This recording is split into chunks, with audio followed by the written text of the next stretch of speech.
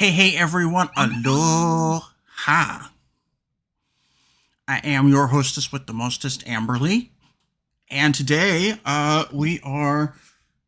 because I did not have a stream last week, we are going to combine two stream topics. We have done it before on this channel, and we will do it again. So today we are going to be talking about the 80th anniversary of D-Day. One moment that you could cite as the beginning of the end of the Third Reich, the beginning of the end of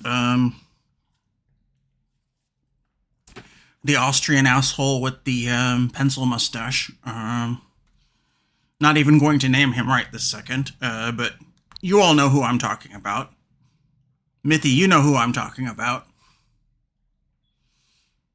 And it looks like we have viewers, so Twitch has stopped being dumb. It is, yes, people are watching the stream now.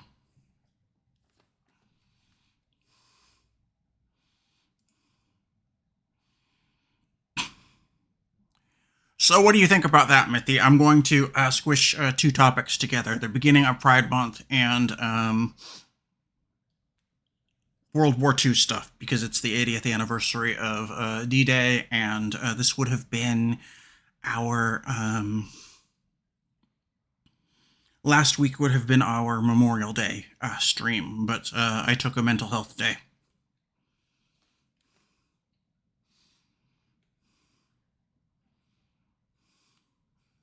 Also, can you hear me? Does everything go?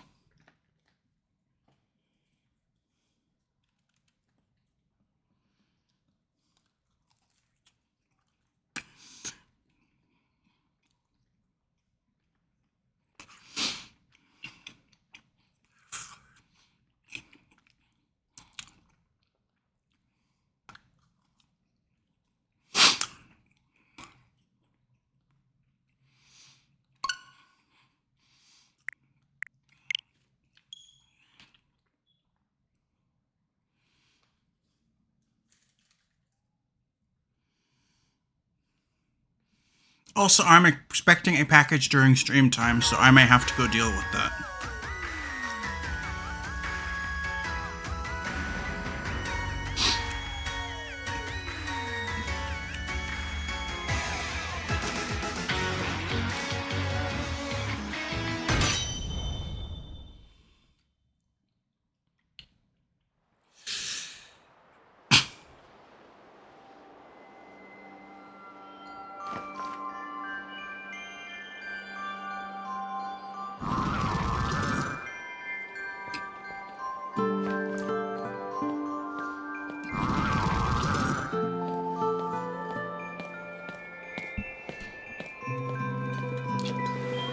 So here we are, and I think this is called Circhester.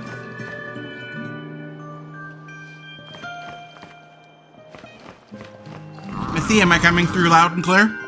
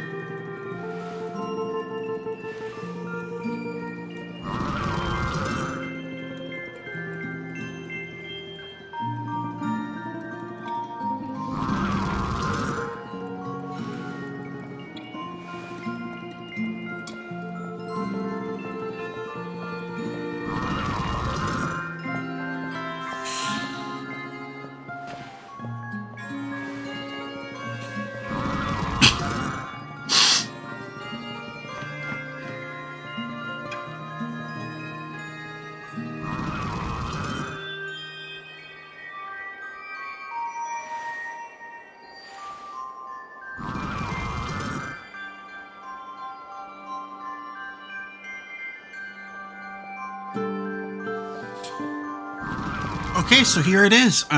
Today we are going to be talking about two things. We're going to be talking about the last chapter of World War II, because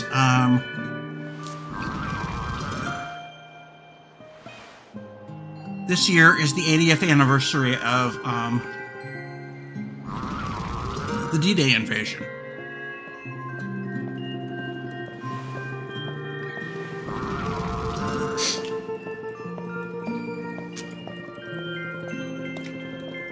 Which was the beginning of the end for the Austrian asshole with the toothbrush mustache.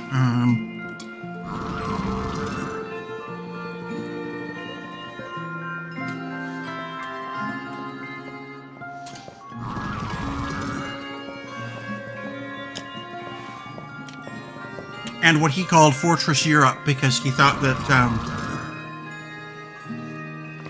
the Third Reich was impenetrable. So,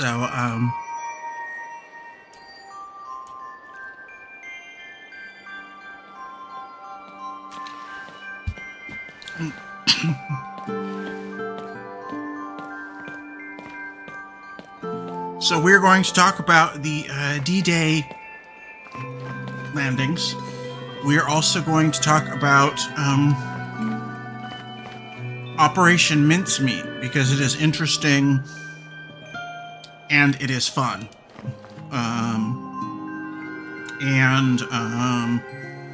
We are also going to talk about a little bit about what my plans are for Pride Month. I'm going to be taking a little break from Pokemon to be talking about, to be playing a game with a, to be playing some games with some queer protagonists, I have decided. At the very least, I am going to play Guilty Gear Strive, and there is a great character called Bridget in Guilty Gear Strive, who was originally canonically a femboy, but got retconned into being a trans woman, and I think it is just great representation for a popular fighting game. Good on you to the developers of Guilty Gear Strive. I forget which studio makes Guilty Gear Strive.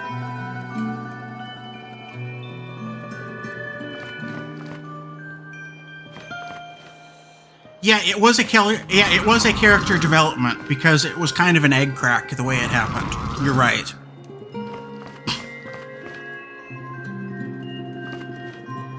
So yeah, I'm going to talk a little bit about World War II. I'm going to talk a little bit about Pride Month, because that's what happens when I miss a scheduled stream. How does that sound, Mithy?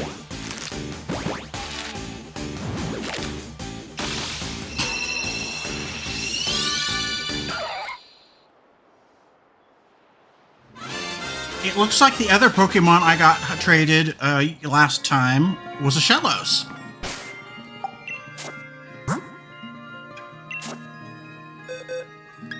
Not particularly difficult to get, but from a viewer, so I do appreciate it.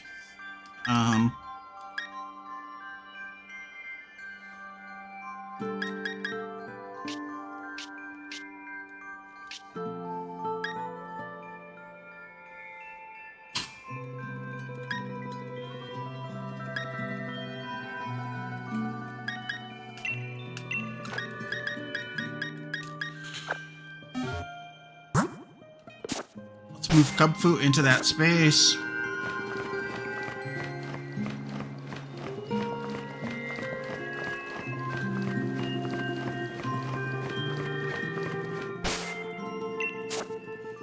We are fighting Rock Gym, so Ducky is a good strategy for Rock Gym.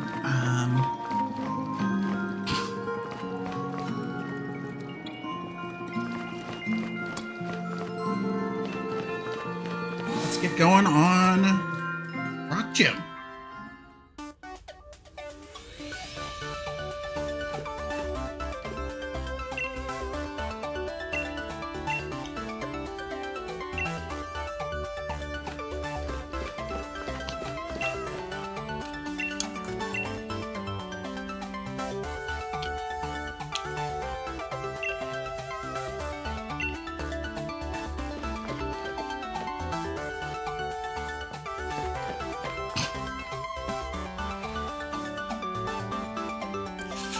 My stream about Harvey Milk was sort of a prelude, sort of a warm-up into LGBT topics, thinking about Pride Month. So I'm glad we got to do that.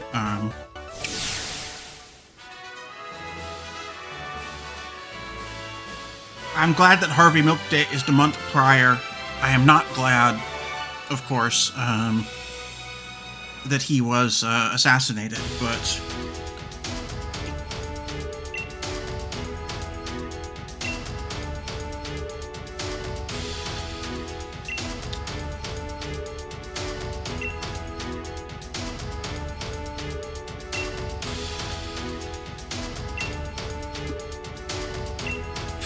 Basically, this gym challenge is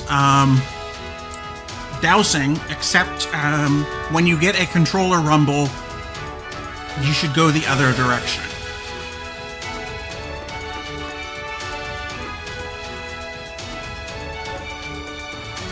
So it is dousing for danger.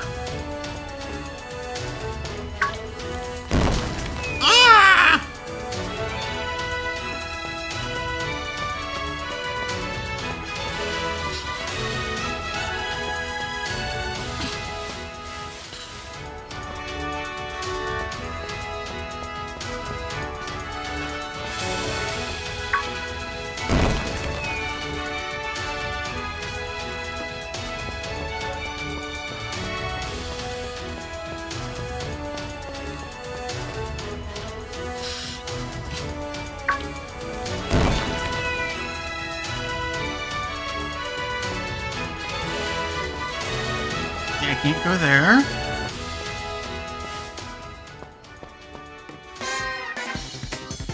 Yay, we got to the first person.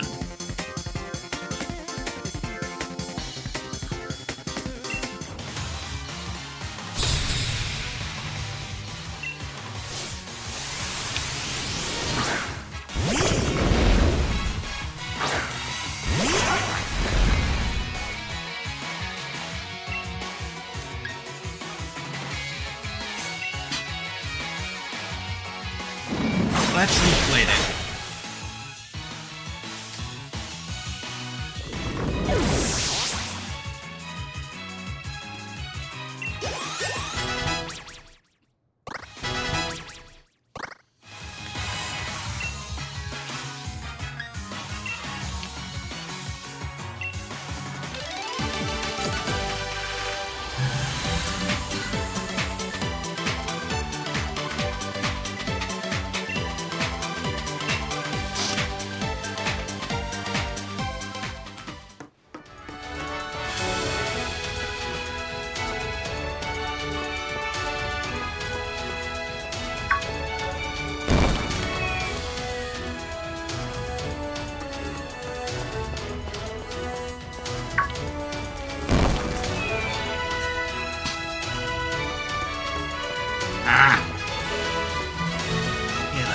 We can get to...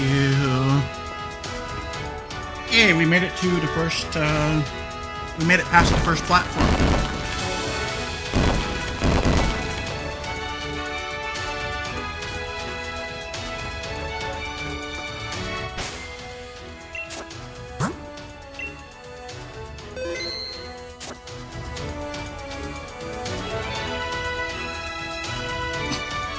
This looks like a good point to save the game.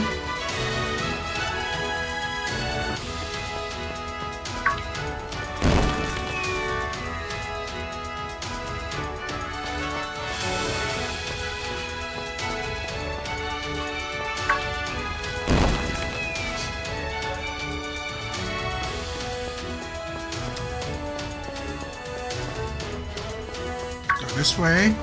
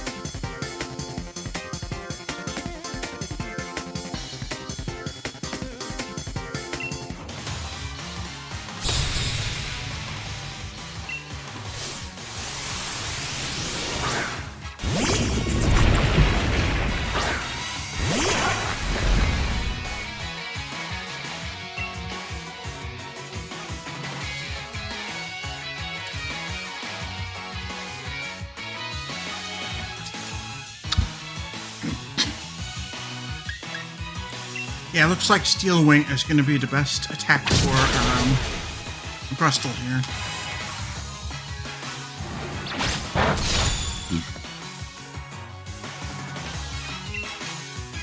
That was a bug attack, and bug attacks are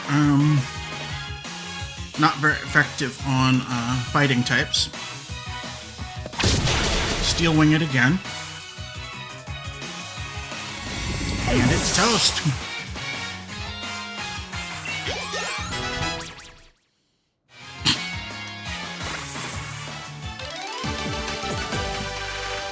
So, I promised Guilty Gear, Ducky Willing,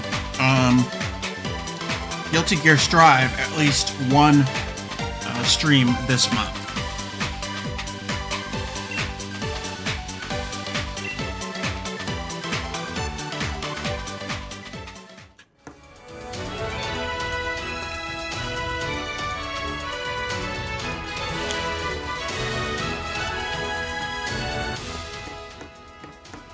Just because I want to feature some canonically LGBT characters. Gordy's amazing qualities. Number 1, he's cool and fashionable.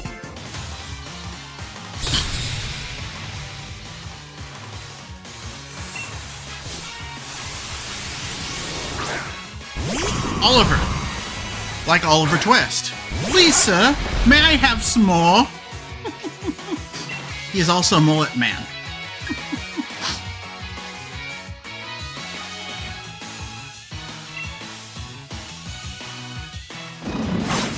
Let's Leaf Blade him. I'm going to save the close combats for the main, for the gym trainer, for the gym leader battle.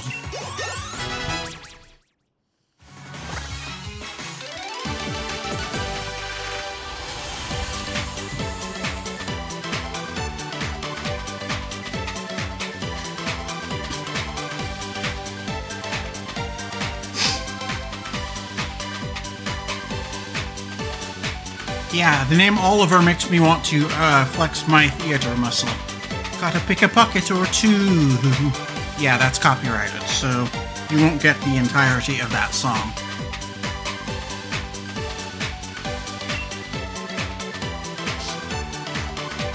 I'm also working on karaoke. I want to do karaoke this month.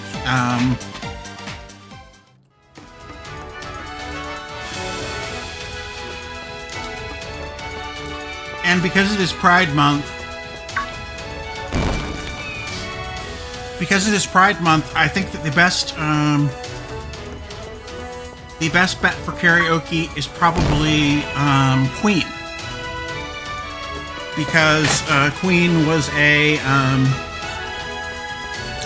very fabulous, very queer, but because of the times, managed to stay at least slightly under the radar.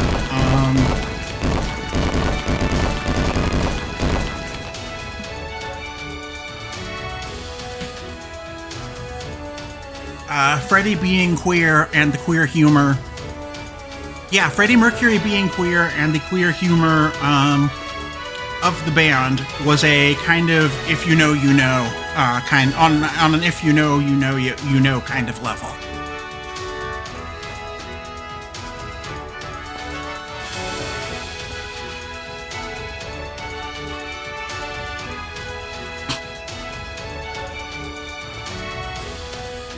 They have kept it ambiguous. The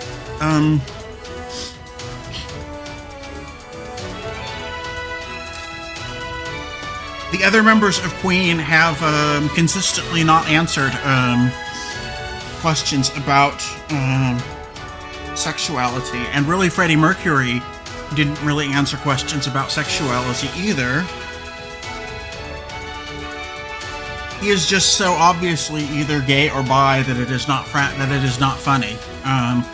If you know what you are looking for.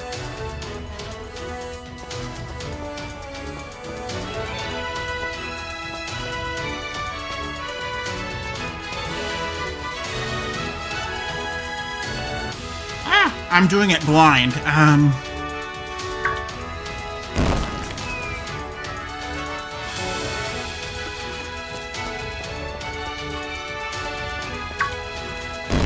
I wish that defog was a skill in Sword and Shield. That would clear up all of this,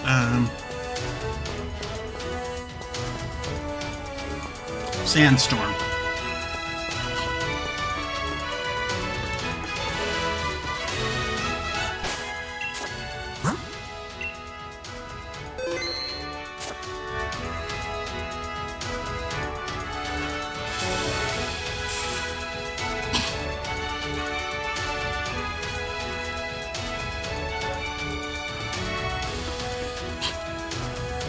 Yeah, you're right. It's a if you know, you know kind of thing. Very definitely.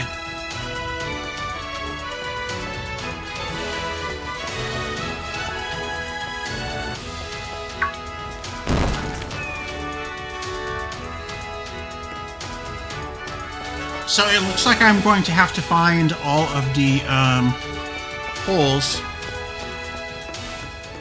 by falling into them.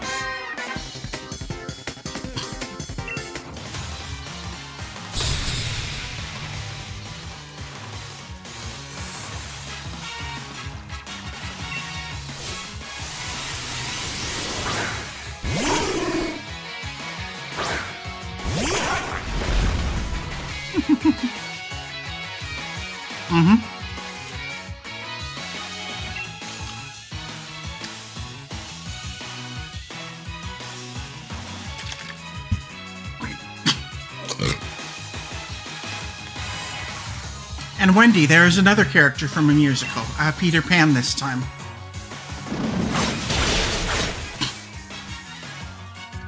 Super effective. Sturdy. Okay.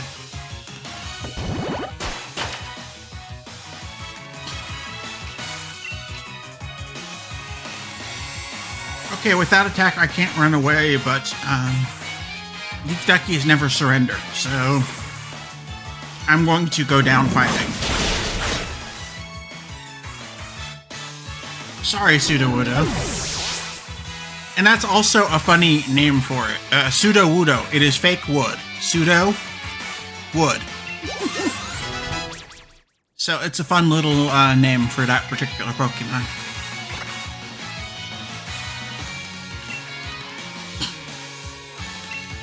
Boom Squirrel wants to learn Thunder.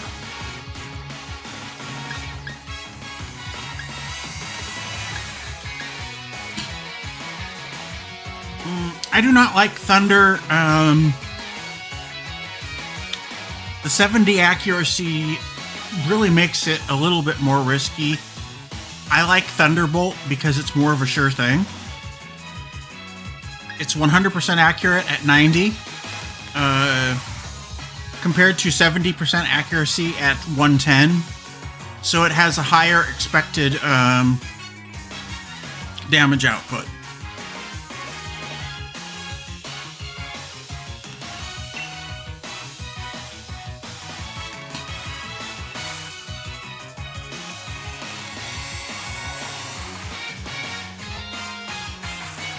Yep, very much like that.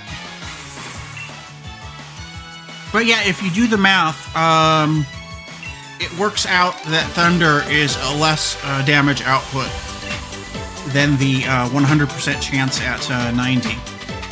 The 70% chance at 110 is actually less total damage output.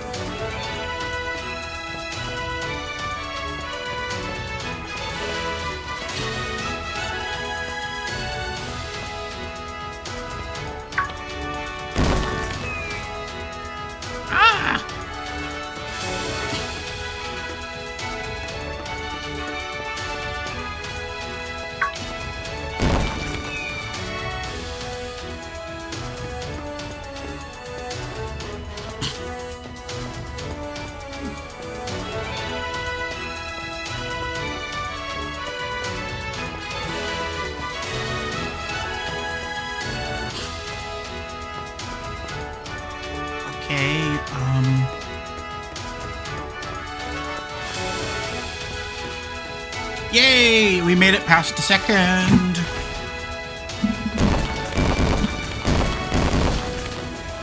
But yeah, it's that same kind of thing. The Pokemon Sudowoodo pseudo, Pseudo, meaning fake, and wudo from the word wood.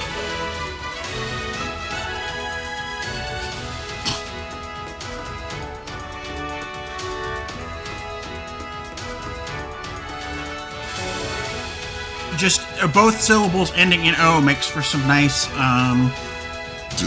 assonance alliteration. I think it's assonance. I think consonance is what it's called when it's a consonant sound.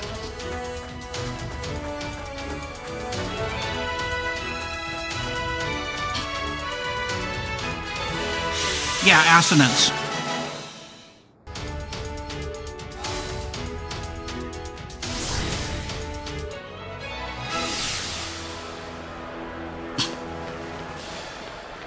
Okay, let's save it here just in case I fail.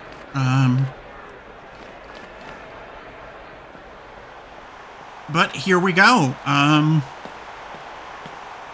Ducky Jim never backs down from a challenge. Okay, Gordy, if that is indeed what you call yourself. Let's duel.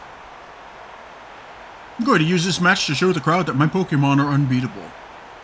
Ah, stuff it, Gordy. Let's get this over with, Challenger.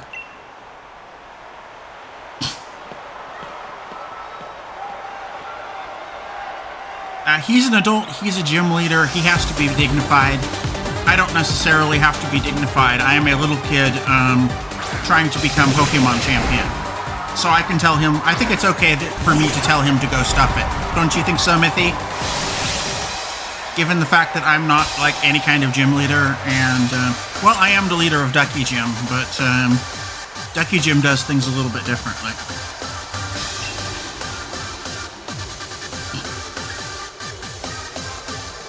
Let's Leaf Blade it.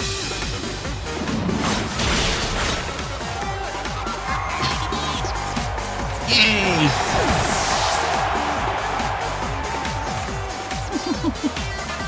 Yeah, I'm on pretty solid ground.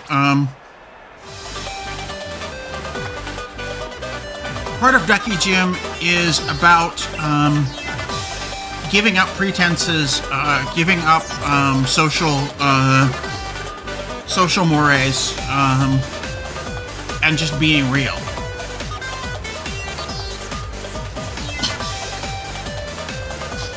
KIR is a Ducky Gym value, so...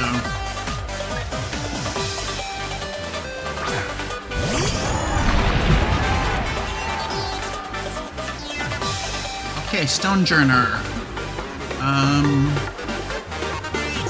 Let's Leaf Blade the Stonejourner.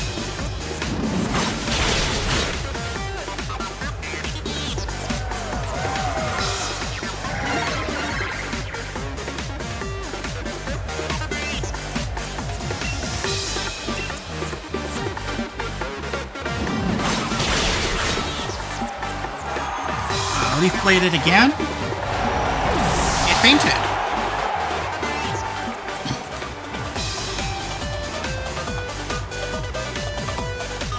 So let's start talking about the, yeah, this is Final Tap Stonehenge.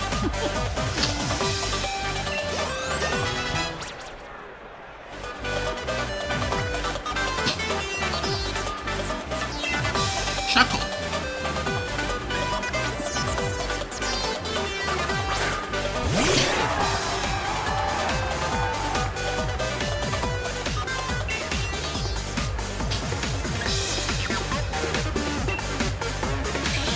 Let's Steel Wing the Shuckle. It missed. Steel Wing the Shuckle again. It missed. Steel Wing the Shuckle. This time with feeling. Yay!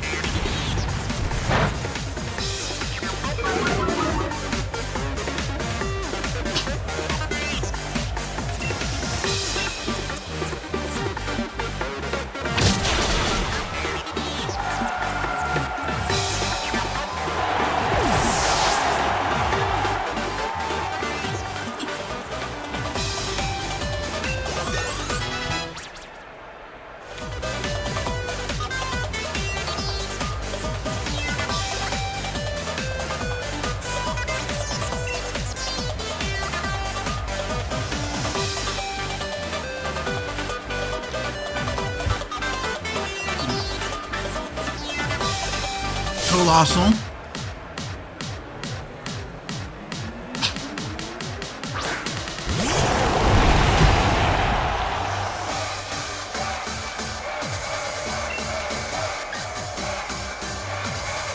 Dynamax. Big Birdie.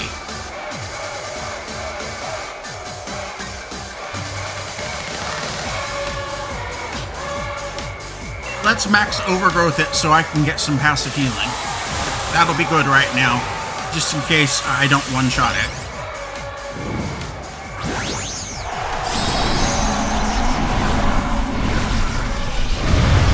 Sometimes you use Dynamax abilities according to what bonuses it will give you.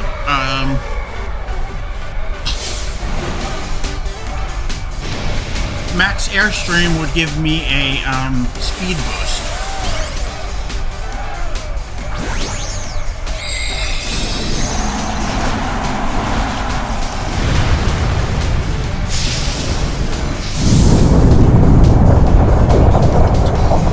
And take a look at Gigantamax Colossal. It's really cool.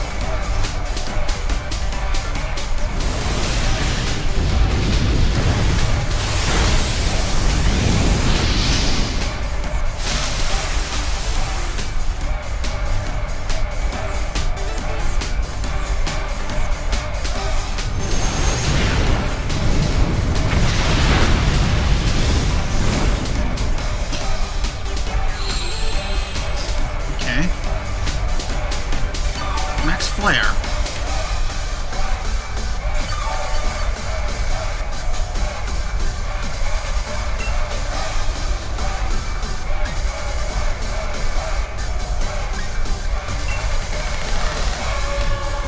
Let us max Knuckle. Yay!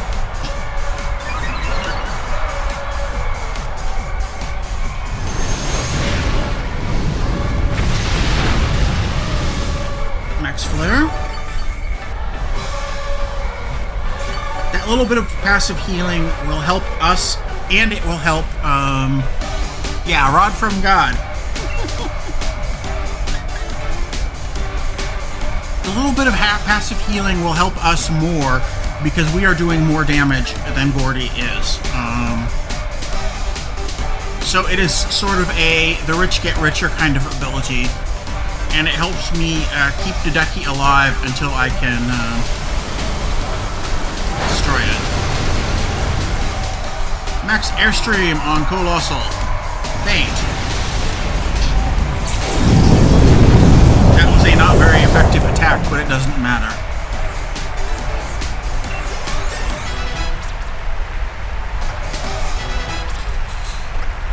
And ladies and gentlemen, Ducky Jim gets the Rock Badge!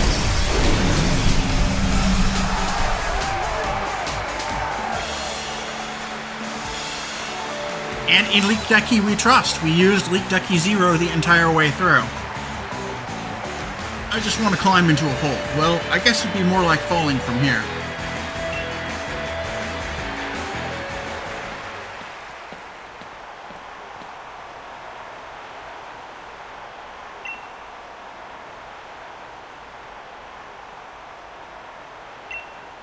GGWP, Gordy, as we used to say in competitive League of Legends.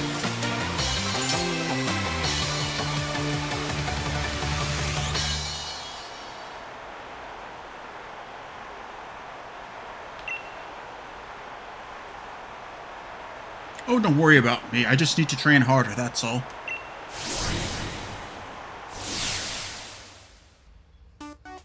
A celebration of your victory over Gordy. Take this TM.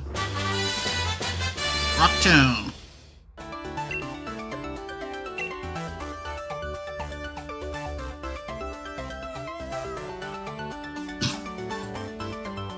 That's a nice TM. I got the Rock uniform. What?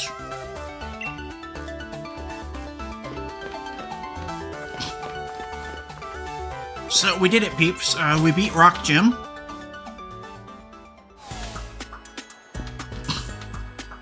That battle was brilliant. That gym leader was tough, but you had no trouble. Searchester has some really great restaurants. I got some things I want to talk to you about, so let's head to a restaurant to celebrate your win.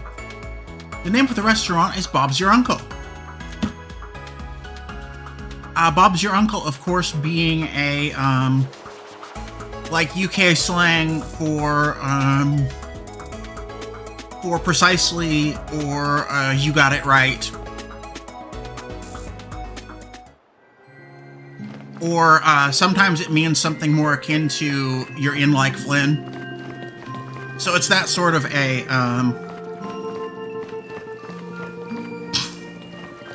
it's that sort of a slang term.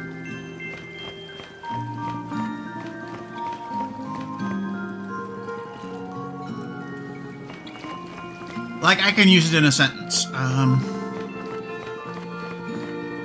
When you're taking on Rock Gym, just use Leak Dougie and Bob's Your Uncle.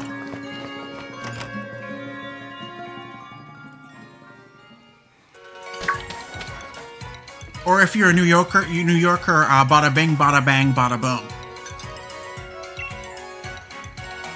Oh hey, there you are. I've been trying to find out more about the Darkest Day and the Sword and Shield Pokemon, but still no luck. Wait, hold on.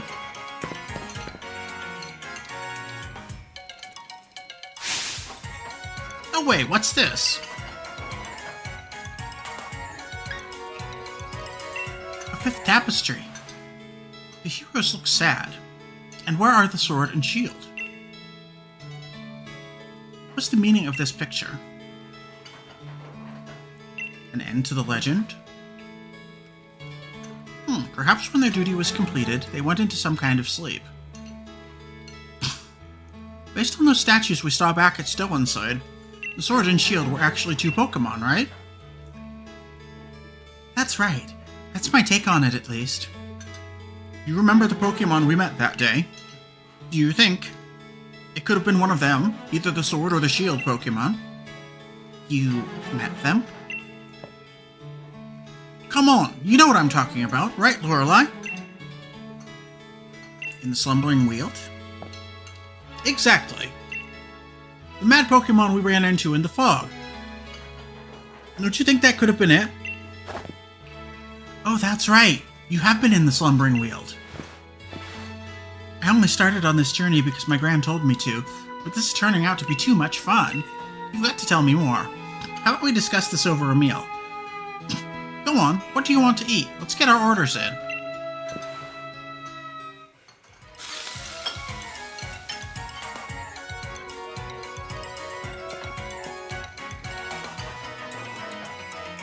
Fascinating.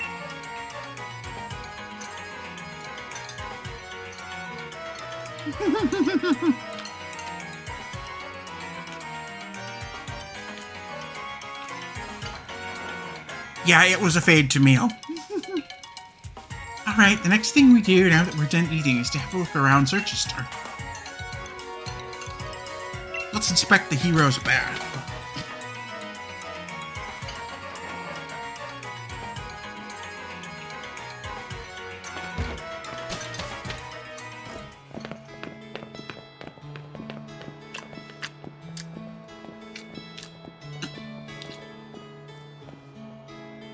Now, there is a bath in Searchester because there are Roman baths in a couple of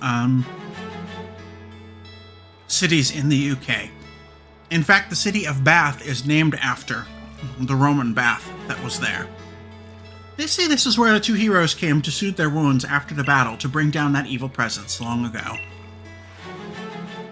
Nowadays, only Pokemon really use the hero's bath, though. Who exactly were the heroes that battled, that bathed here? I think I'll have to look into that. You met a mysterious Pokemon back in the Slumbering Weald. Perhaps you two can become new heroes. What, like some hero waving around a sword and shield? Well, the other one. Though, I guess I'd fancy a shield if I had to take my pick. Yeah, pull the other one is another British slang phrase. It's off of you're pulling my leg. Pull the other one means, I don't believe you, but keep going. What kind of battle do you think the heroes had back then?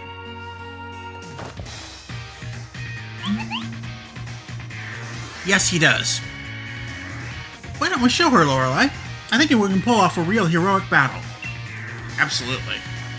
Sonia treated us to a great meal. After that curry, I feel like I've got energy to butt wrestle a Beware. I don't entirely understand your reasoning, but I might just as well see what you can do. Heal up your Pokemon for you, Lorelei, so give it your best.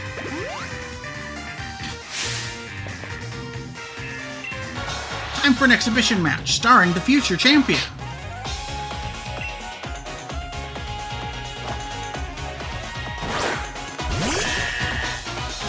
Double.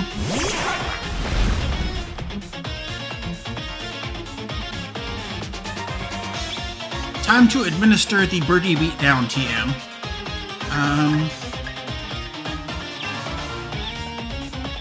Close combat double.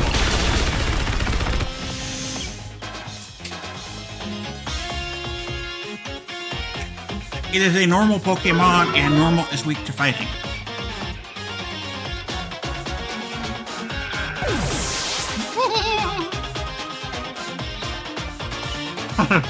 There's a TM called Birdie Beatdown. There is now, Mithy. There is now.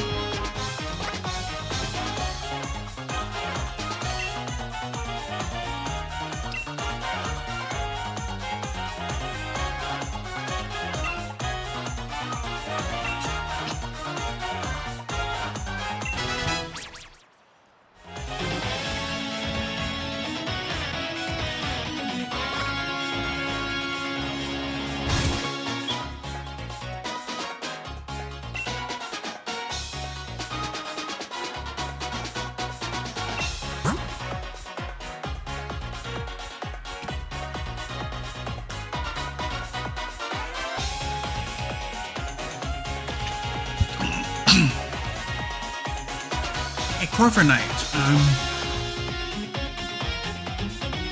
Corviknight is a bird. So I'm just going to use Cinderace.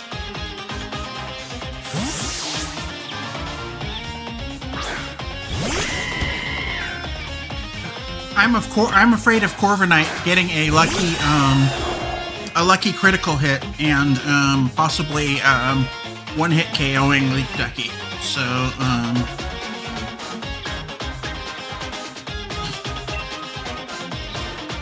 it's a Pyro Ball.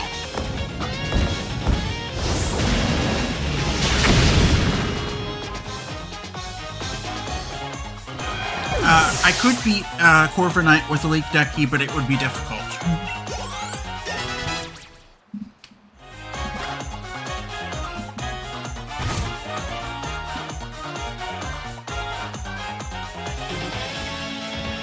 Yes. And Chansey is a Pokemon.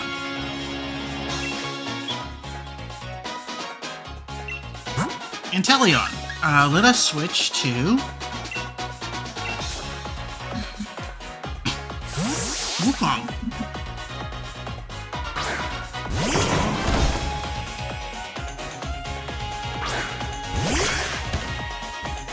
Yeah, Chansey is a Pokemon. Let's use Drum Beating.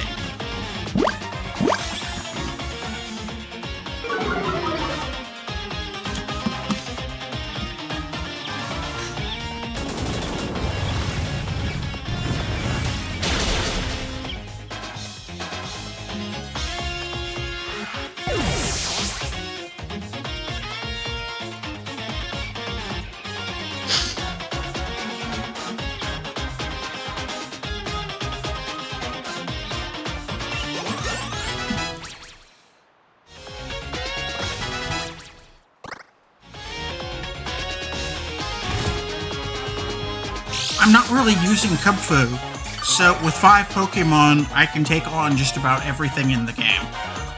I think that's pretty awesome.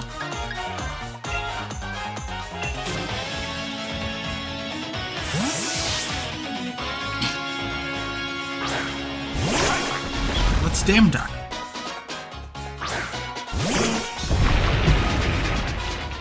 It's time for more birdie beatdowns. Close combat.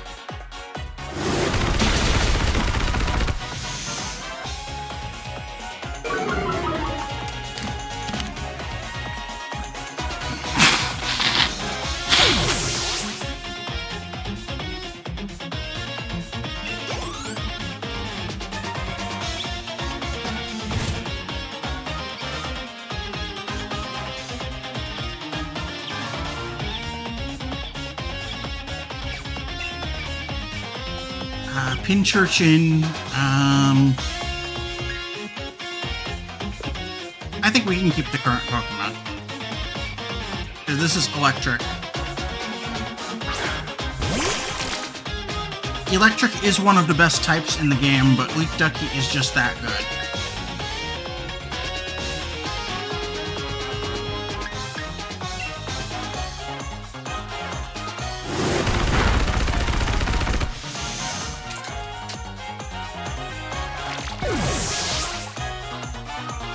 A hard-hitting move, even if it is not super effective, still gonna one-shot the Pinchurchin.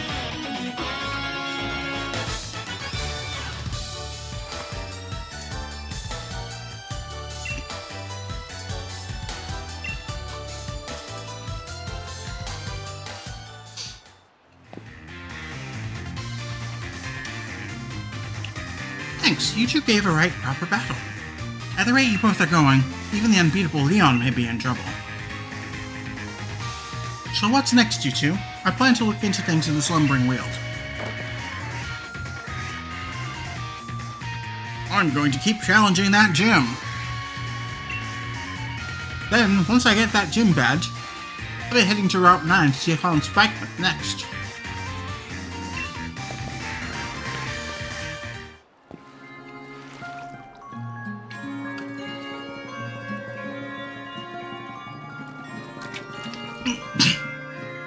Seems like he finally shook off that gloom.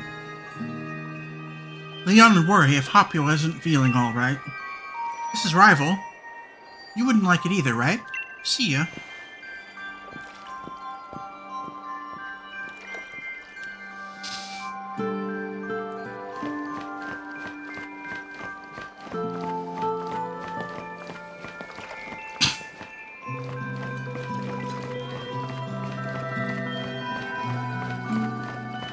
My Pokemon did not get healed up, so before we go on the road, let us go to a Pokemon Center. Speaking of Pokemon Centers, I have an order for a plushie from the Pokemon Center IRL. That should be coming in a couple weeks. Well, really next week.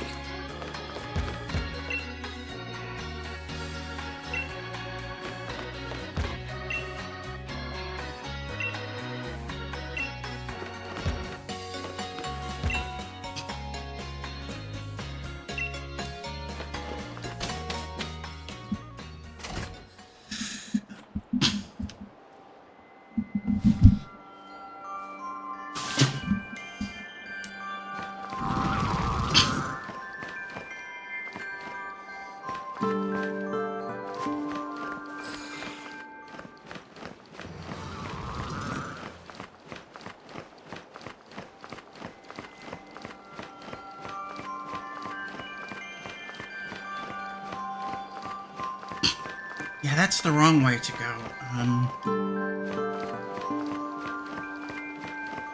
And you know what? I think I'm going to keep on the fairy gym stuff, because it looks cute on me.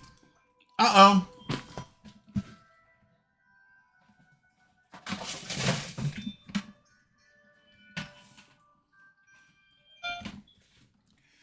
Technical difficulties. I accidentally knocked my,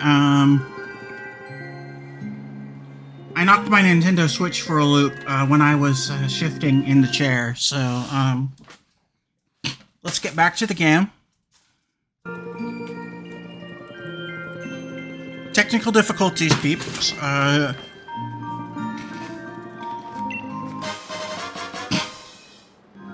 we do everything live with real crash test duckies here, so sometimes technical difficulties happen. I accidentally kicked my Nintendo Switch clean off of the dock.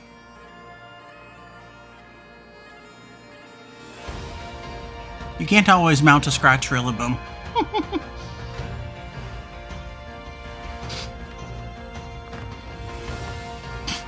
But yeah, I was shifting in my chair to get more comfortable. I changed which leg I had crossed. And crossing left over right, I knocked the Nintendo Switch clean off of the Nintendo Switch dock. That is something that could happen. My Switch dock is at just the right level, quote unquote, that I could do that.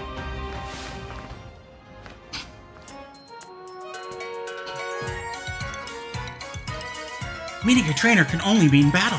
What a simple concept. Okay, she's got some fishies. Barracuda.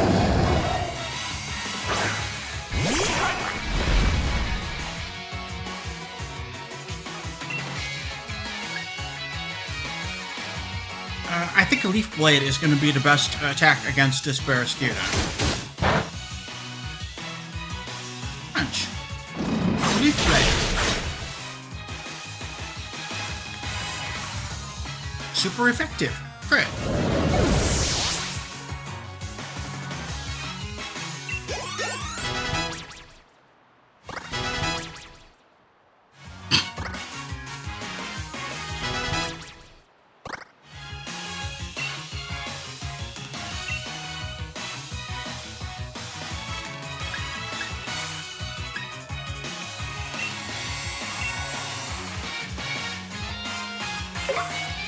Yeah, I think Iron Head is worth learning on Kung Fu.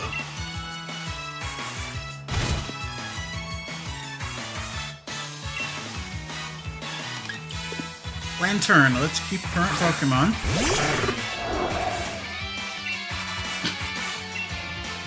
We've played it again.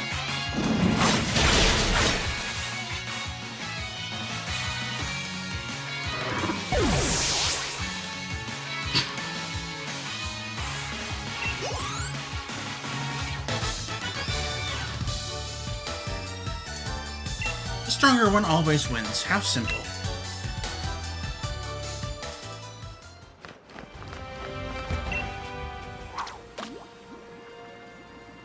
Here, fishy, fishy, fishy.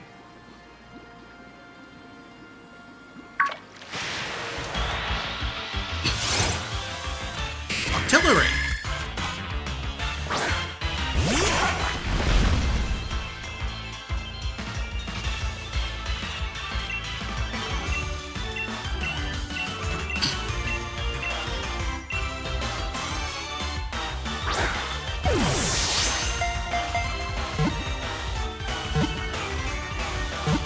Yeah, I think I'm going to keep the Fairy Gym outfit because it's cute. I would normally switch to the Rock Gym outfit to celebrate, but I think that the Fairy Gym look is pretty fucking cute, so we'll stick with it.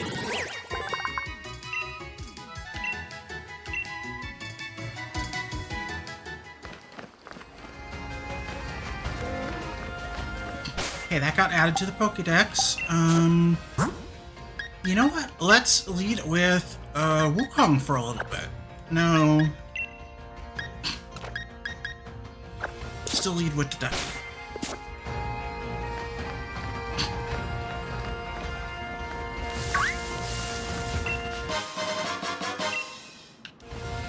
Max Potion.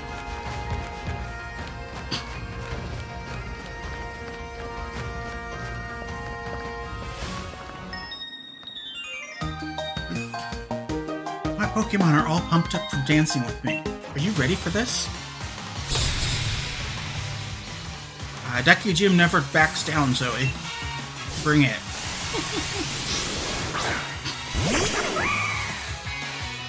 Darumaka. Dance battle.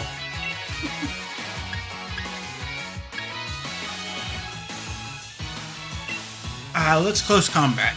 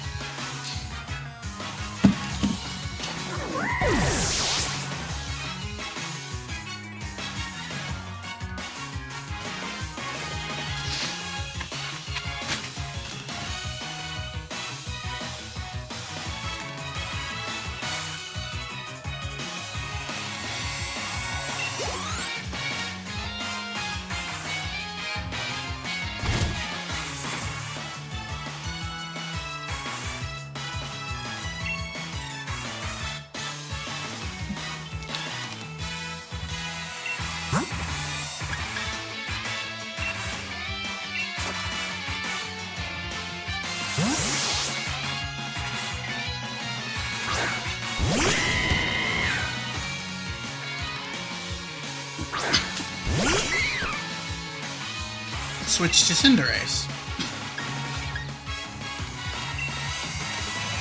Let's Pyroball it.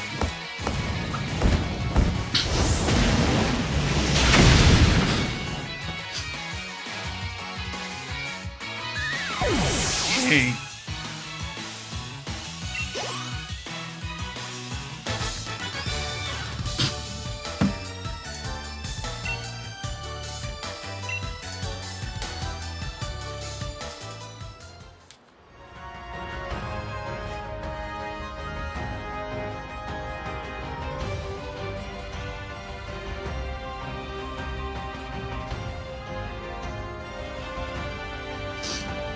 He's my David Beckham bunny.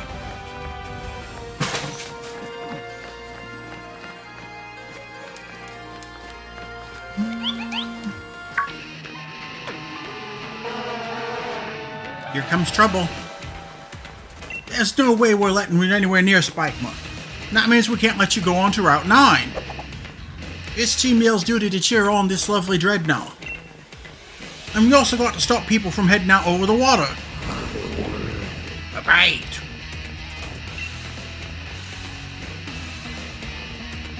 Yes, I understand. All I'm saying is I can make it so Rosenbugs can ride on water. Why, we meet again, my young Ginjalager friend. Remember me? I gave you that bike. So do you think you could do me another favor and teach these ruffians a lesson or two? It's our duty to protect Dreadnought.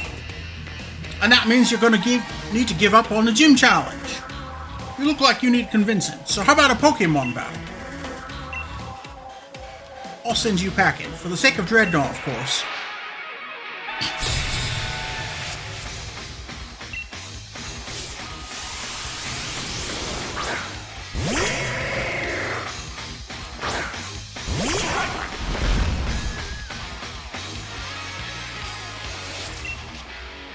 Trash Panda. Trash Pandas don't like fighting moves. Let's close combat it.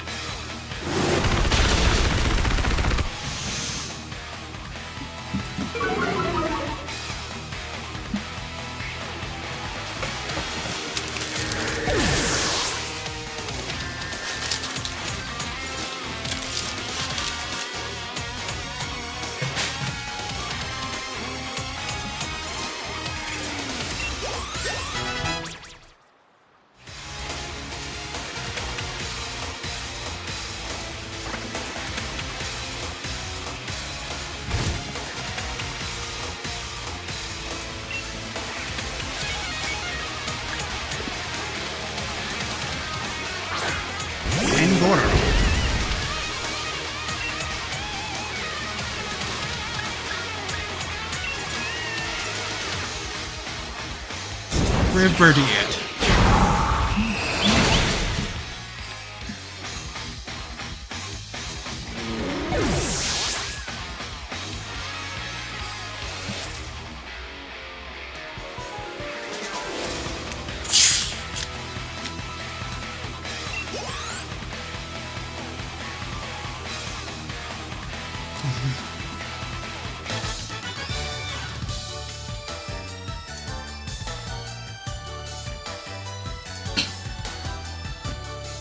I want to go back to Spikemouth. I really do.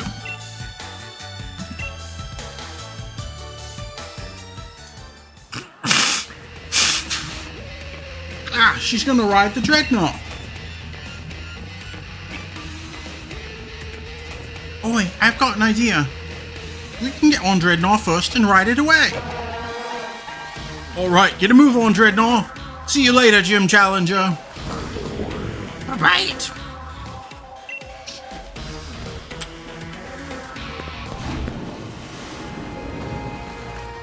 Seems you've come to my aid yet again.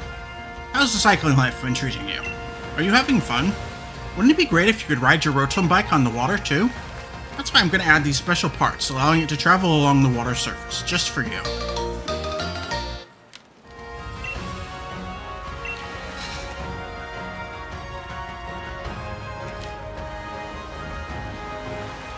Alright, with the rotom bike water mode, you'll cruise across the water like a Pokemon with the Swift Swim. Oh, by the way, when you're riding on land, we'll call it land mode.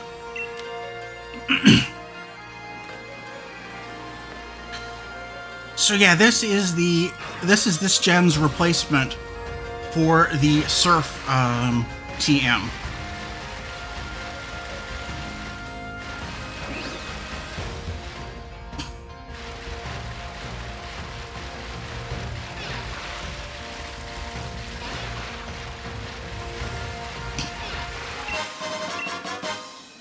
Zoom lens, yay.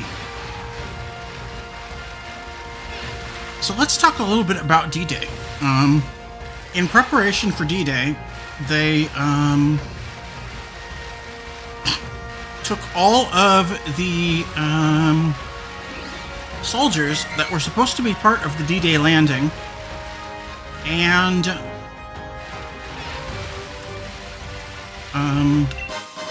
they got sequestered for a couple of weeks, so that there was much less chance that word could get around that about when or where the D-Day invasion was going to happen.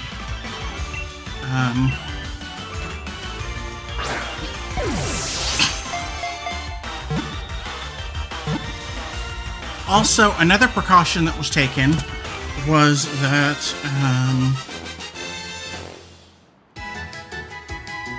nobody but the highest level commanders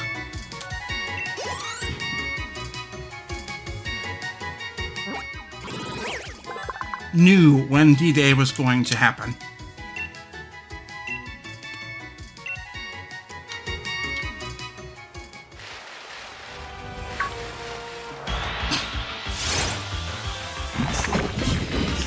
I think on either D-3 or D-2, higher level commanders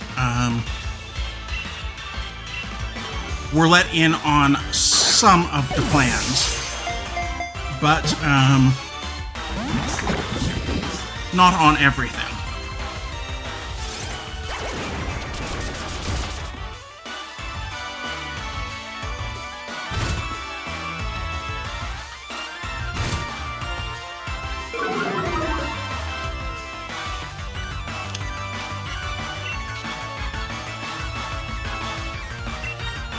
This is a fighting Pokemon, so let's brave for the edge.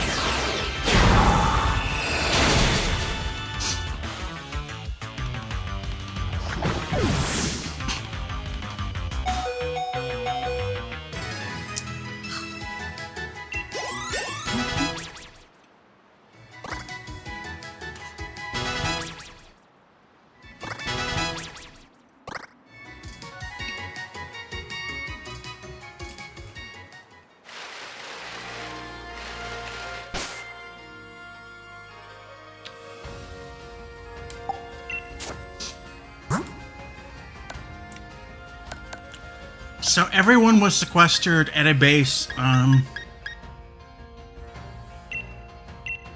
really close to the English Channel, so that word would not get out that there was a mass there was a mass mustering of troops.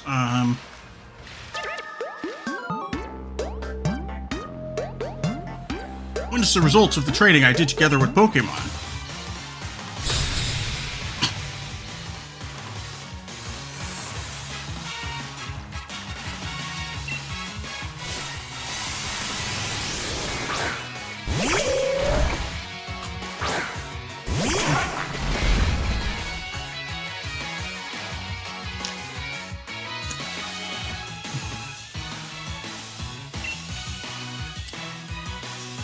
And records show that on either D-2, that on D-2 and D-1, which is 2 days and a day before D-Day, massive shipments of American bacon came into a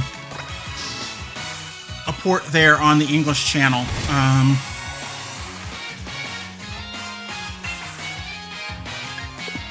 To supply them.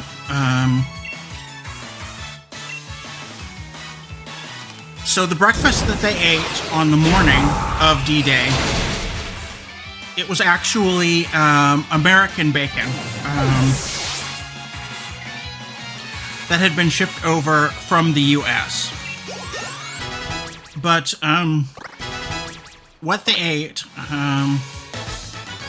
what happened was that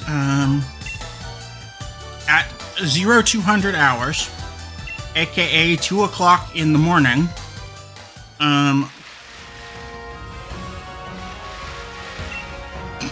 the troops were awakened. Rumor has it that there's a camping king somewhere in the wild area. Have you seen him? He changes the color of your tent and rates your curry decks. Oh, if you're cold and tired, feel free to stay at my camp.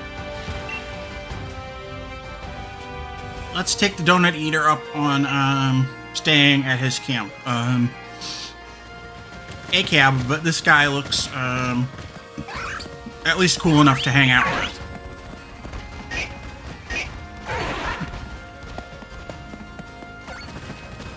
And cooking curry would be a good time to talk about this. So, this is kind of perfect timing, isn't it, Mythy? At 0200, they were woken up. They were told to file into the Chow Hall. And,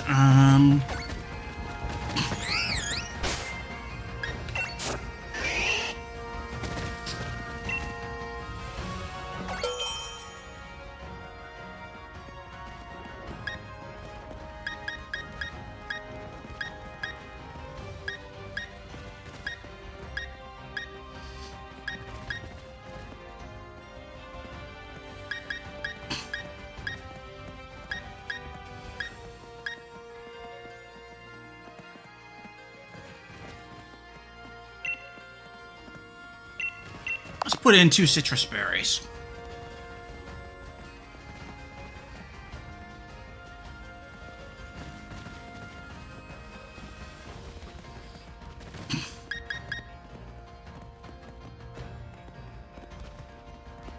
Yes. So, what happened was that, they were woken up at, 0200, and they were told to file into the mess hall, and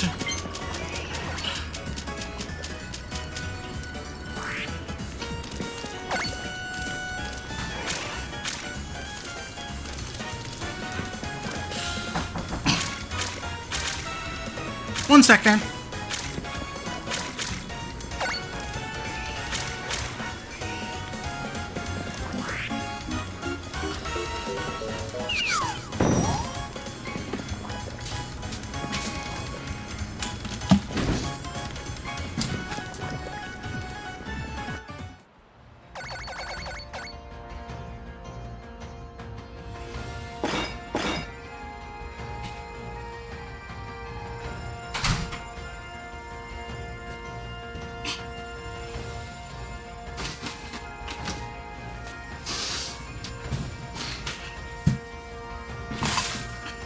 course, the plushies came right as I was trying to make curry.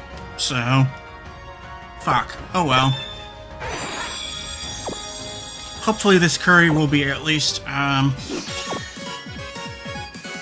yeah, it was just a 3-star curry. So they were filed into the mess hall.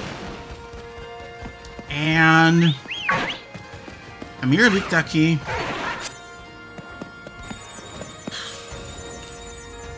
You've been a good Leek Ducky. Yes, you are. Such a good Leek Ducky.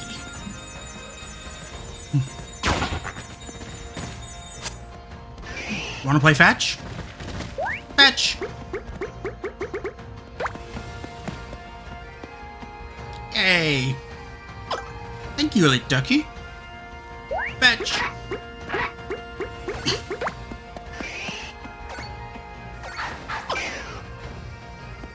Okay.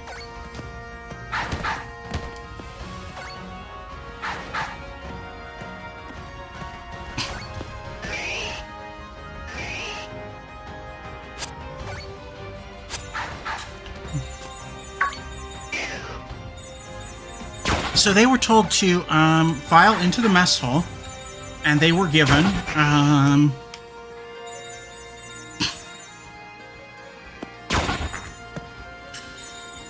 basically what had been done is that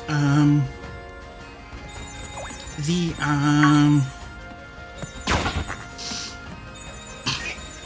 cooks fried the bacon, and then they took dehydrated egg flakes and added the dehydrated egg. And the meal was bacon, eggs, toast, and juice. They did not specify any kind of juice, what kind of juice it was. Given the fact that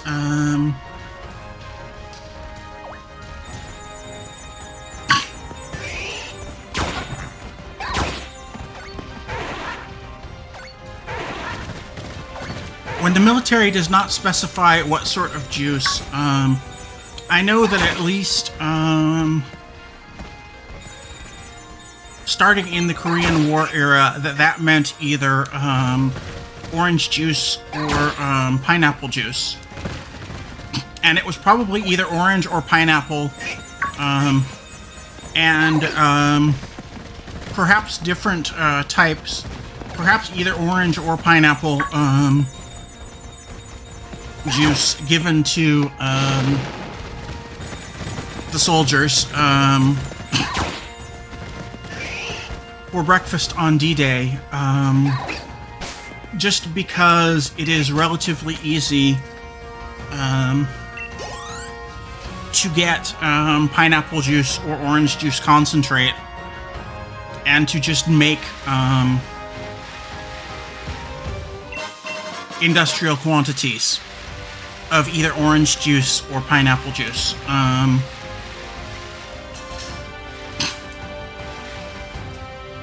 Both my Opa and my grandmother's second husband were military, and both said that they were really sick of pineapple juice and refused to drink pineapple juice just because it had been thrust upon them so often every breakfast of their entire military career. So they did not particularly like pineapple juice, did not particularly like orange juice, just because in the military those were their only two options.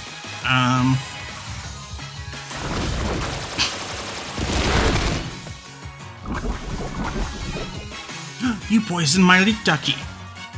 You must pay. So,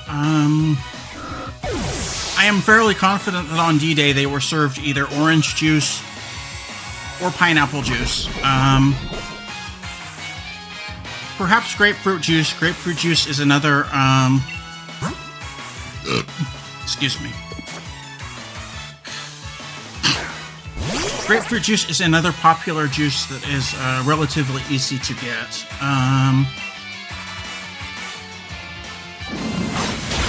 Let's leaf blade it.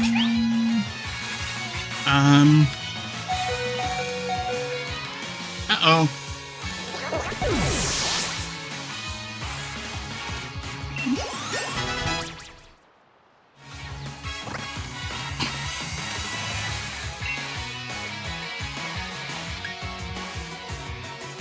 No, I do not want to learn Final Gambit. Losing with a spiny Pokemon makes my heart feel prickly.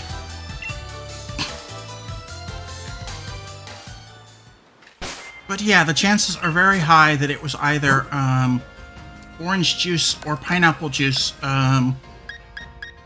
given my own experiences in JROTC Spring Camp, and also given stories that my Opa and stories that other family of mine, like my step-grandfather, like my uncles, have told me what sort of juice gets served in military mess halls. But why that is important is that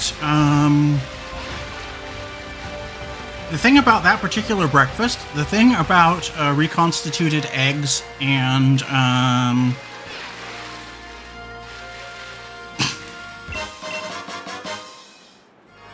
dive balls. The thing about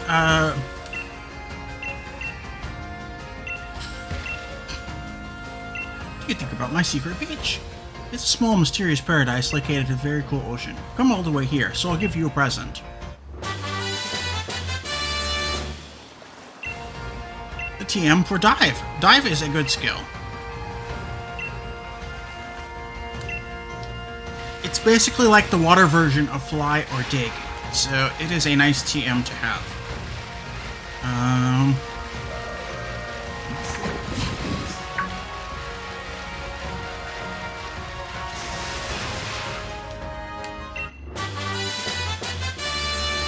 Let's pick up this TM.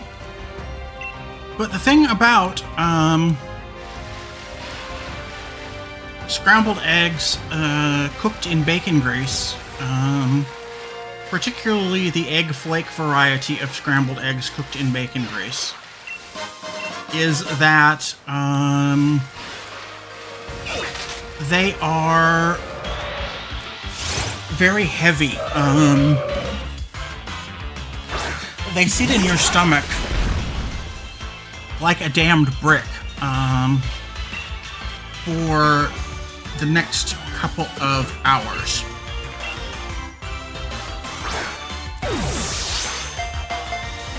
So you are left with your breakfast brick.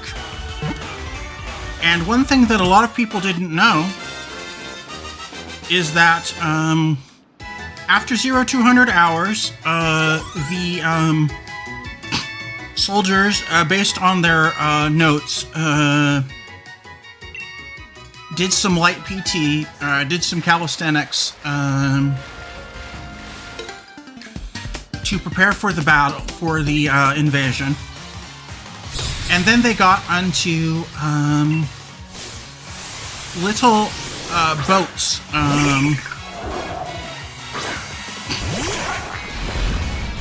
Basically,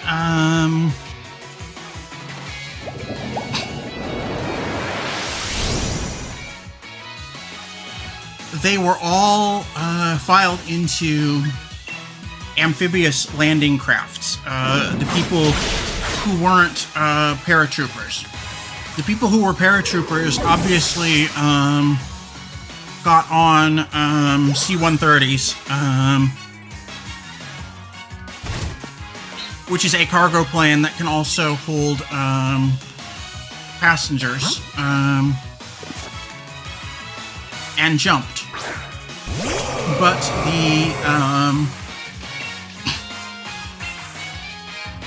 soldiers got into landing crafts basically shallow bottom, small boats. I forget what the military designation of that particular boat is, but it's an amphibious storming a beachhead kind of boat.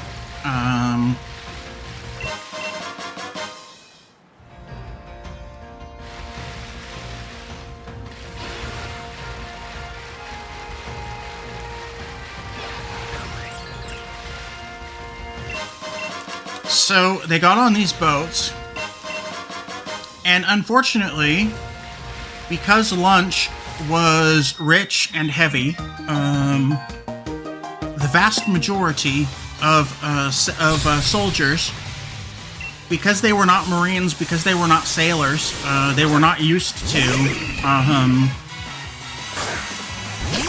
navigating choppy oceans.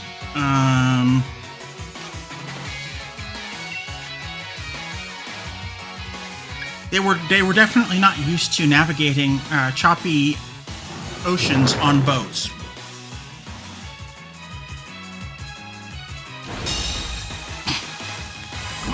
I looked into it, Mithy, and the weather reports say that the English Channel that day was actually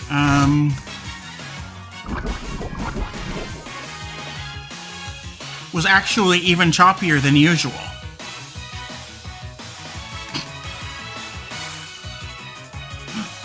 You poisoned my leek ducky.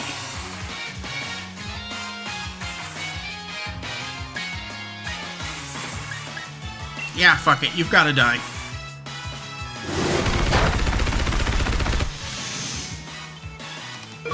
Not very effective. Crap.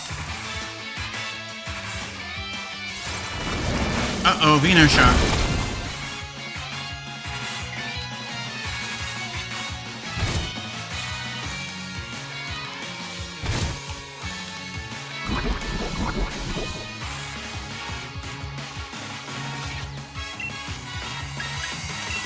So yeah, the English Channel was especially choppy the day of the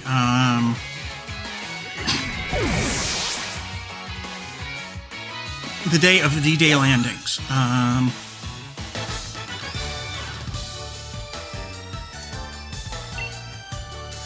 According to the sources that I was able to find on it. So what ended up happening was that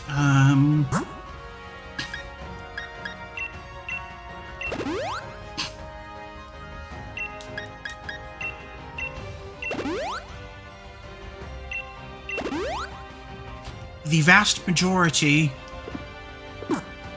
of army soldiers of several different countries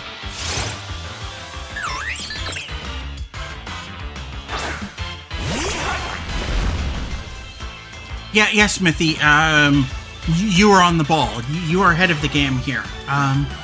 What ended up happening is that a lot of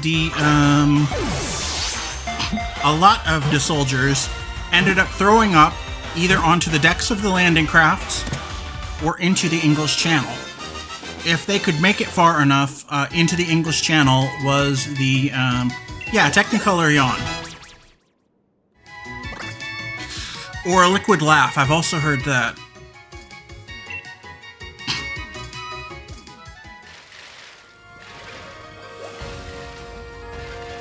So yeah, a lot of them vomited into the English Channel, into the landing crafts.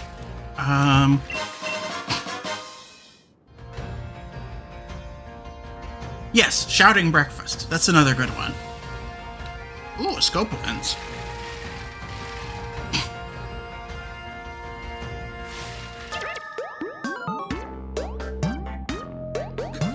Sing, dance, let's make this a party hole. If I dance, I shine. My Pokemon shines brighter too.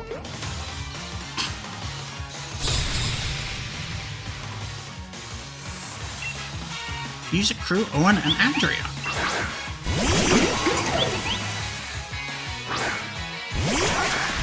Toxtricity and a Maractus.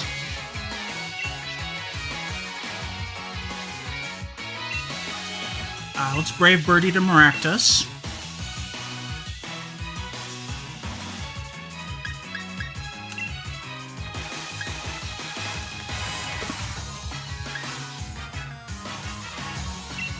And let's Snipe Shot Toxtricity and see what happens.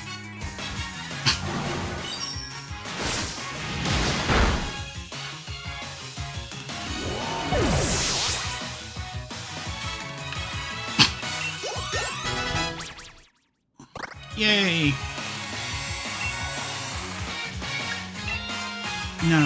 No Rain Dance.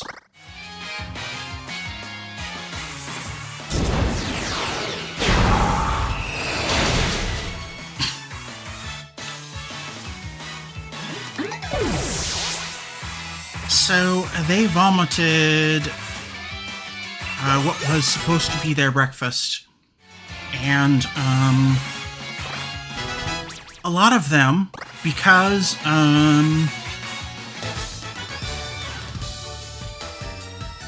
we were still in the U.S. Using K rations. What the K ration is a box that is full of metal cans, and those metal cans are full of food. But those are heavier than an MRE. Those are heavier than a 24-hour ration. Those are heavier than a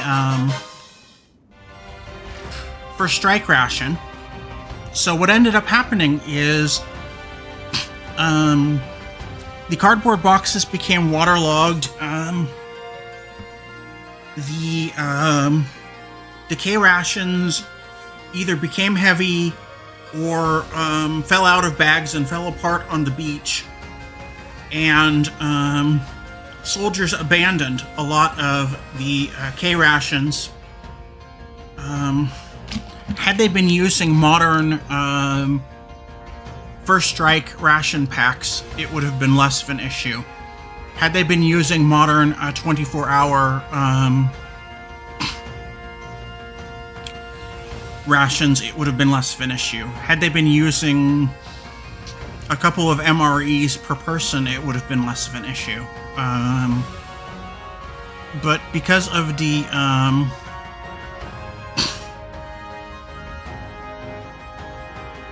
heavier packaging, because of the cardboard box, because of the metal cans of the time, nowadays we use plastic or like foil-lined plastic retort pouches for rations. So they are lighter than 1940s K rations were.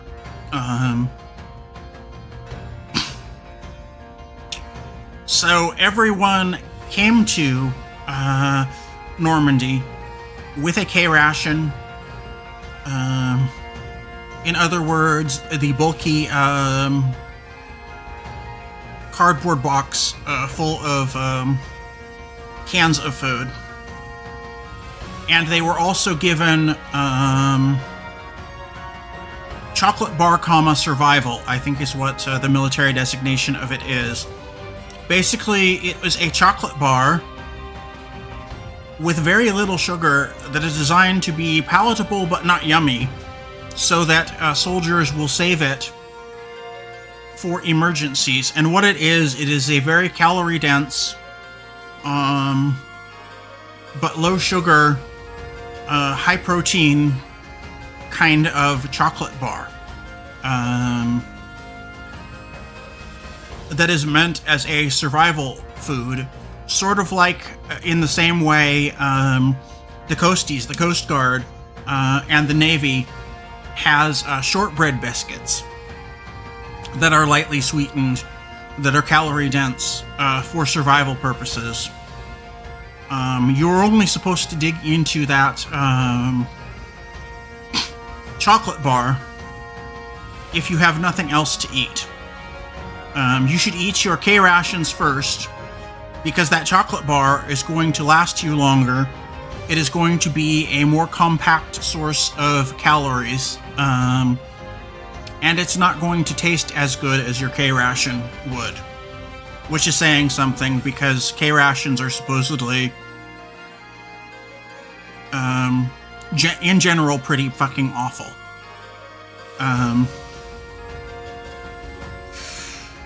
But if you get your chocolate bar, survival, and you are down to that, then really bad things have happened.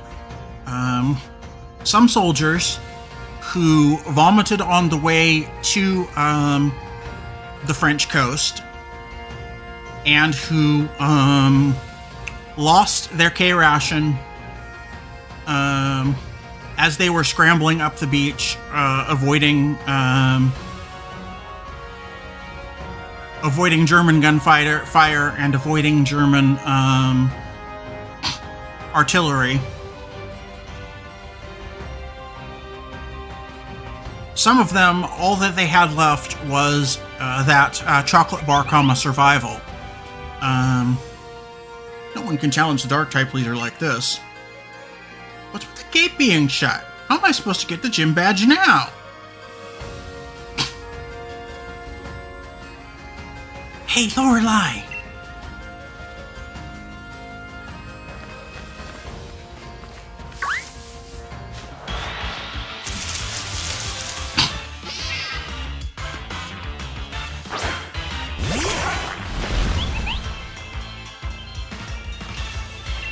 So some of them, all they had was that chocolate bar, survival for provisions in their bags. They just had their rifle, their ammo, and that gnarly, barely edible chocolate bar. And resupply was not completed on the force that initially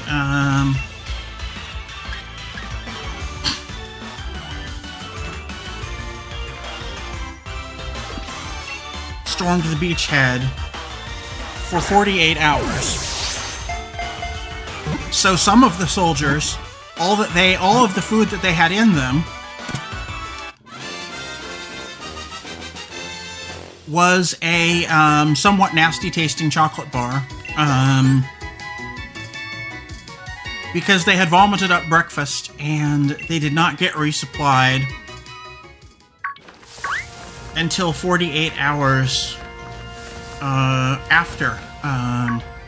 Until D+2. D+2 is when a lot of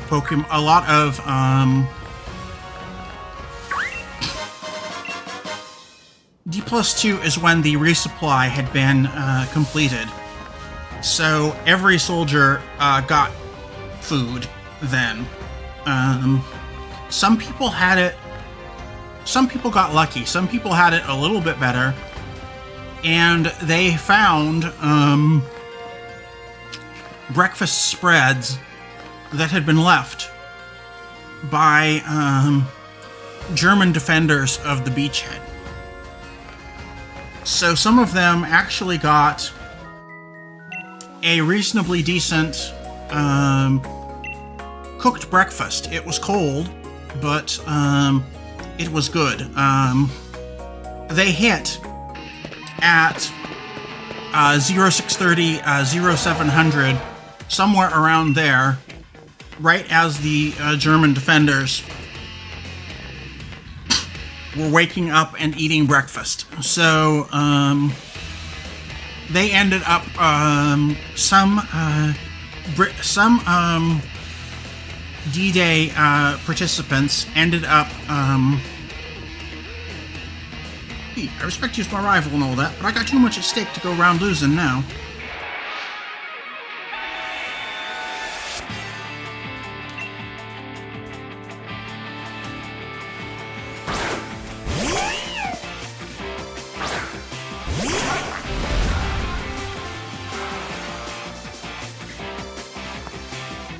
So,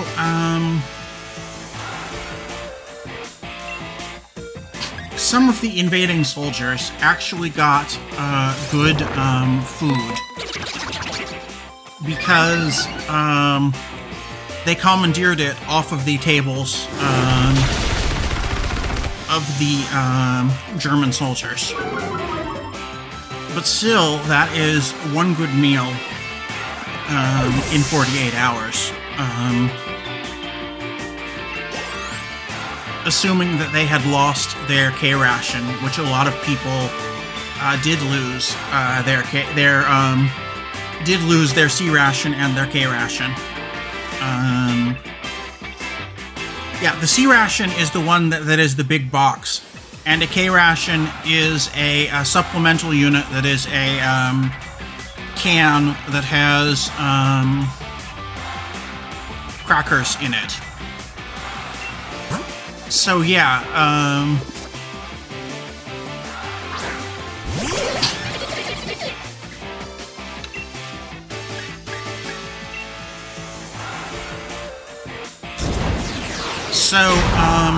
a lot of C rations, a lot of K units had been lost on the beach.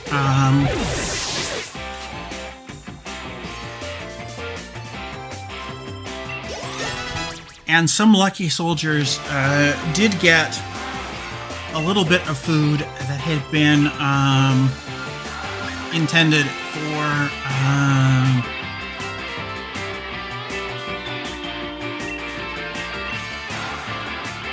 the German defenders at Normandy, and some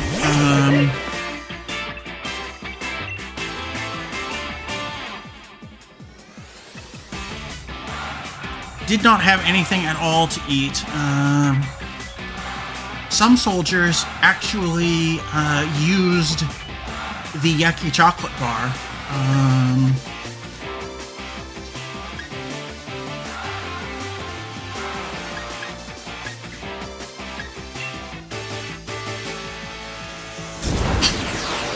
to barter with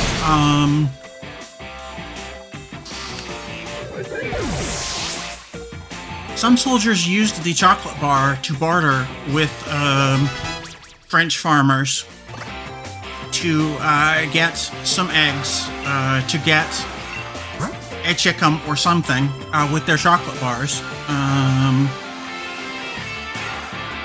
I remember there is a story that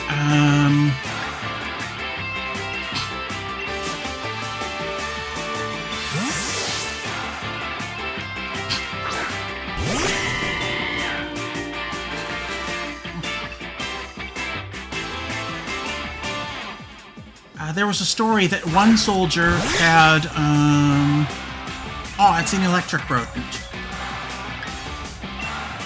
Let's double kick it.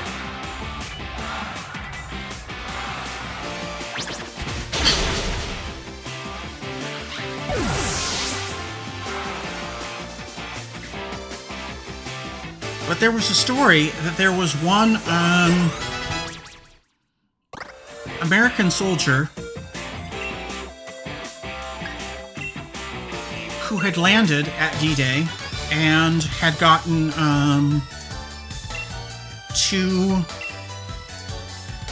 he was storming the French countryside. Definitely gonna get all the gym bag just so I can have a rematch with you. Don't you forget it. I'll get my revenge in the Champion Cup. Anyway, promise I'd show you a way in, so follow me.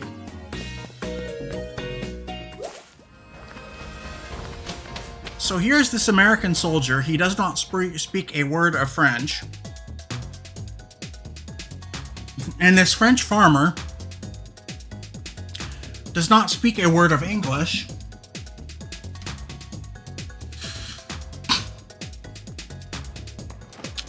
And he wants eggs. So so they do a little pantomime.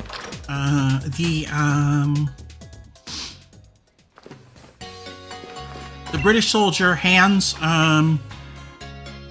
offers the French farmer his chocolate bar, survival, and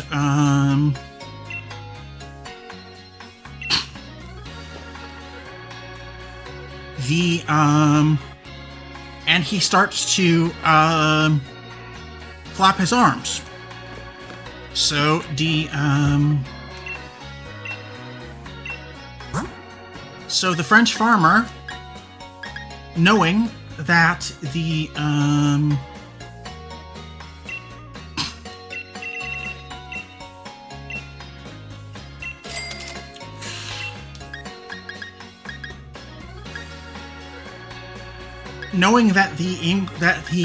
American soldier is there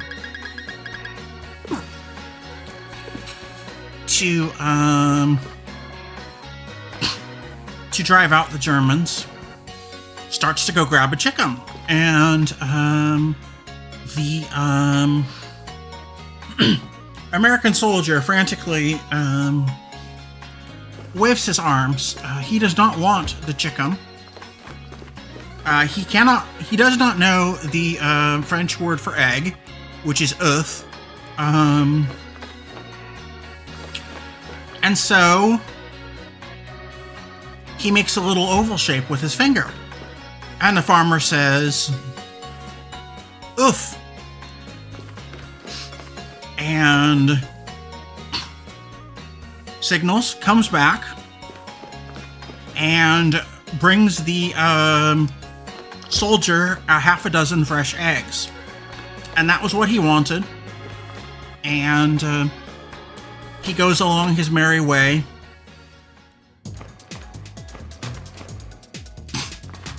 And he ends up frying up eggs for himself and a couple of people in his unit. So that is an interesting D-Day story that some people have not heard. The people who were paratroopers into the British Isles ended up having a better go of things. I did not find any reports of any paratroopers vomiting up that rich breakfast. Everybody got the same breakfast on D-Day. It was a team-building kind of thing, even though it was an American or British style breakfast. All of the countries that were involved ate that same breakfast, but the paratroopers were used to air turbulence and held on to their lunches, held on to their breakfasts better than the soldiers on the small landing crafts did. But still, those paratroopers did not get properly supplied until D+2, until around 48 to 50 hours after D-Day. Just happened to have too many of these, so I'll give you one. Got it? You can handle yourself, right? Here's a sleep card. Oi, welcome to Spikemuth, kid. Hope you're ready for the gym mission. Hold on, mate. If you're gonna take on the gym mission, you better change into your uniform. If you're looking for the gym leader, he's straight ahead from here.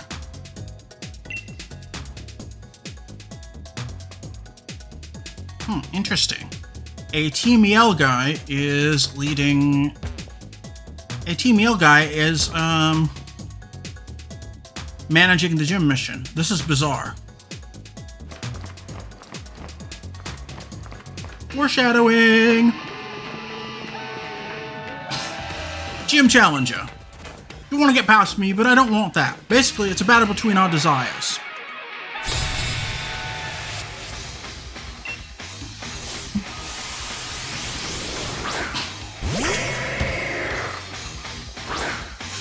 So,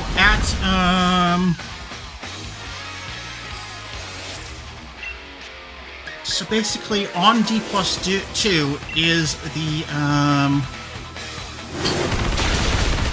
time that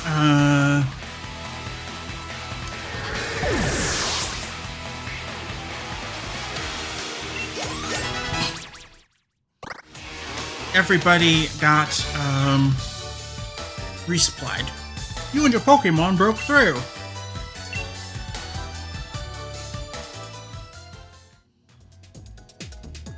I don't want to let you through, though. That's why I was waiting all squeezed in this crack. But since I lost, it really was all for nothing. Whatever, you won. So I guess I'll step aside.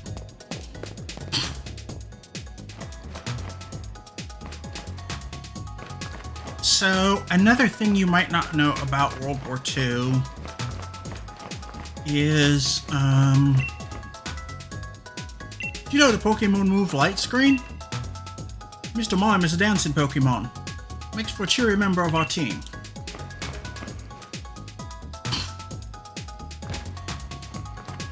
Okay, Mr. Mime has made an invisible wall I cannot get past. Let's go back this way. What's this? A gym challenger made it through. All his Team Yellow members have blocked the way. Don't think we'll just let you waltz through. So another interesting thing was Operation Mincemeat.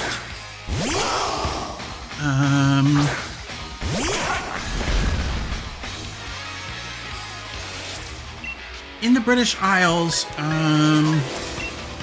Welsh people tend to be the butt of jokes.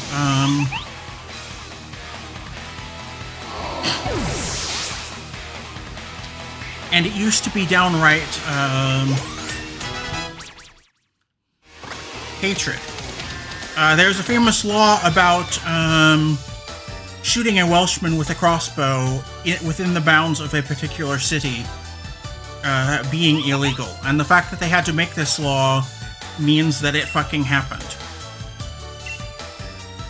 So, there was a Welshman who was an alcoholic.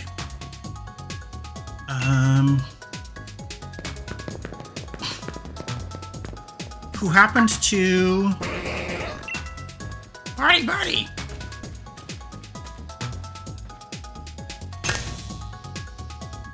So there was a Welshman who happened to eat the bait out of a rat trap.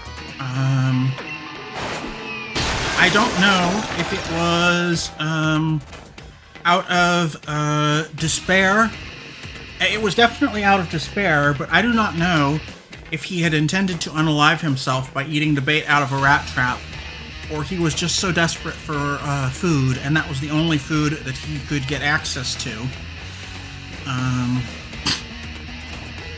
But yeah, a homeless alcoholic in Wales ended up dying.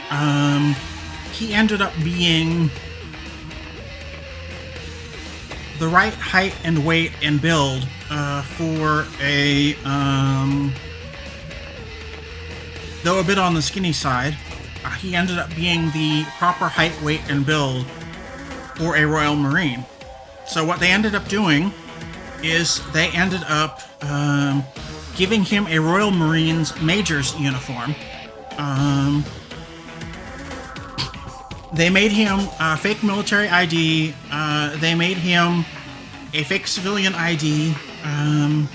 They put fake pictures of his quote-unquote wife and kids in his pockets. Gave him a pack of cigarettes. Gave him some theater tickets.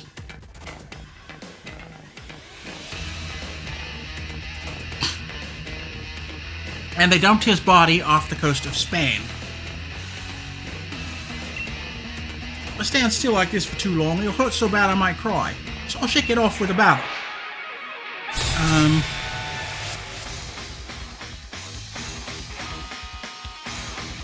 And so, the body of this quote-unquote major was discovered in Spain, and what ended up happening was that let's Brave Birdie it.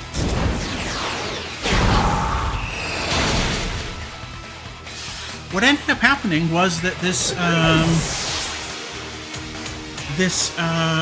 quote-unquote Marine Major's body was picked up in Spain. At the time, Spain was neutral, supposedly. But there were a lot of Nazi sympathizers in Spain. And the head of intelligence of Spain was the sort of person who they understood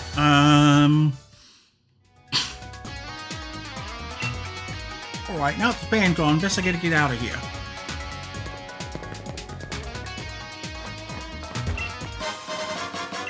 Ooh, max revive, nice.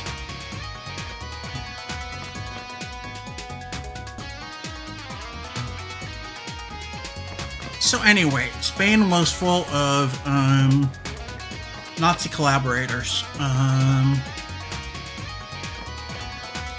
Even though they were militarily neutral, they were providing intelligence for the HP of your Pokemon not looking so good. Wow. I practiced that back handspring so much, even a pop star would be jealous of these moves. Were you surprised? Oi, be surprised, you! While you are not a shock, I'm gonna sneakily win this battle.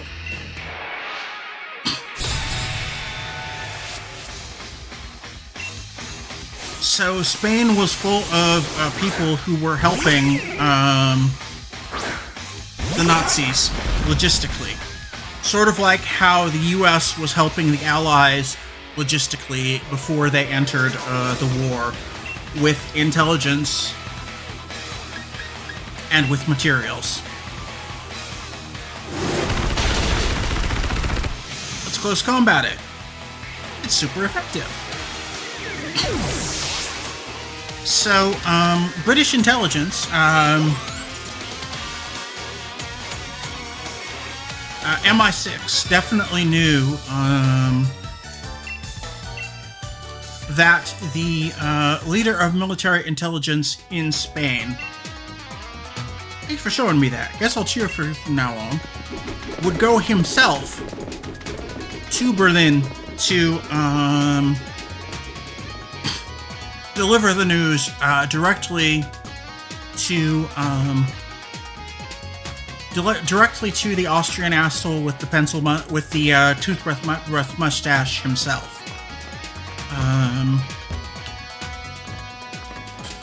And would probably claim credit for finding it. On the body was a briefcase. And in the briefcase was a letter that mentioned that the Allies, the briefcase there wasn't anything like battle plans in the briefcase, but the briefcase did mention an intent to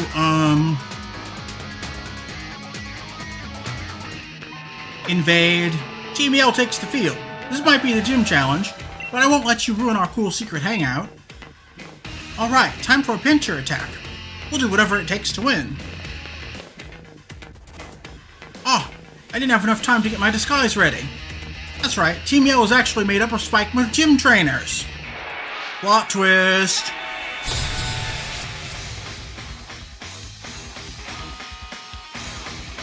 Team Yell Grunt and Team Trainer Joshua. Joshua fit the bottle of Jericho, Jericho, Jericho. Joshua fit the battle of Jericho, and the walls came a-tumbling down. You familiar with that hymn, Mithy? That's one I remember from my church-going days, definitely.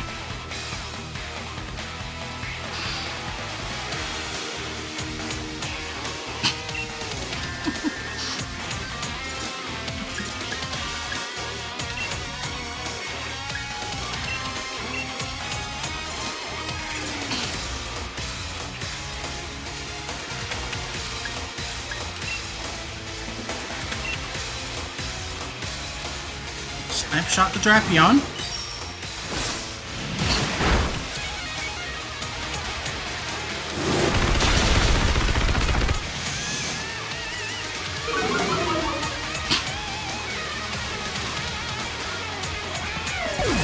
But yeah, Joshua, the dude in the Bible who fucking genocided Jericho.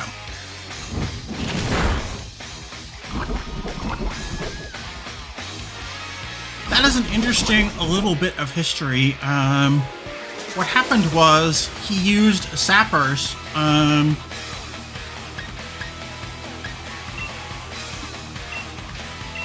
He used sappers on the walls, and that is why the walls came tumbling down.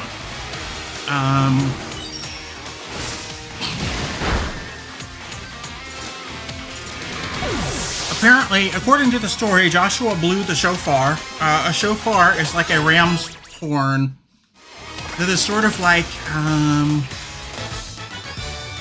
a conch horn. It is a natural musical instrument that you blow into, and it makes a loud noise. And militaries in the Middle East used it, very similar to how militaries in the Pacific Islands used a conch horn that had a hole drilled into one side to turn it into a really loud horn. So it made a good, reasonably good war trumpet. Ugh, whatever. Our gym leader's up next, but he's really strong, got that? I mean, everybody already knew the true identity of Team Yell, right? That means I won't get in trouble for not getting my disguise on, right? I sure hope so.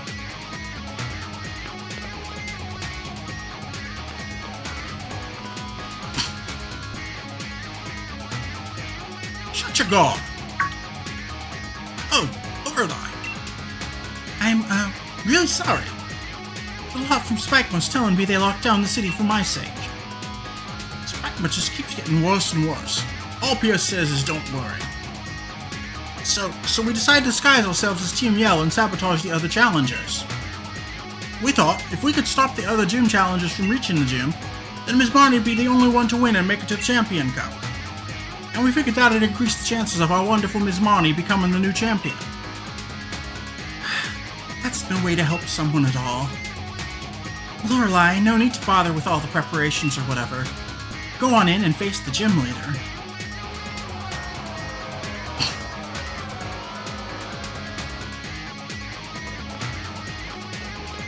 I am gonna go back to the Pokemon Center because Leak Ducky is out of PP. He is out of moves. I don't want to have to use an expensive item like an elixir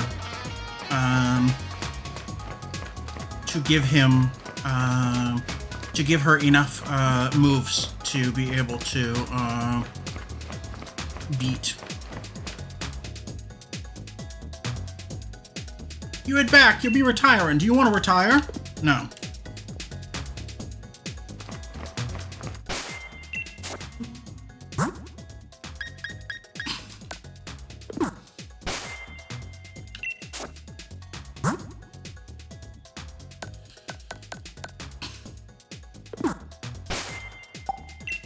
Fuck, I guess I have to use an elixir.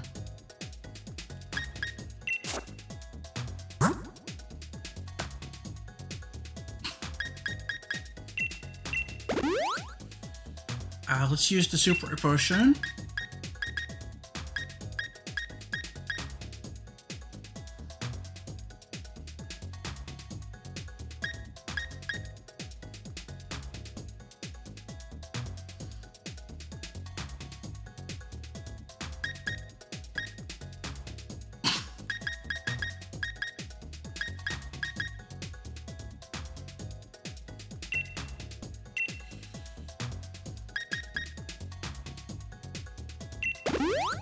Yeah, let's use the ether on close combat. So I have 5 close combats.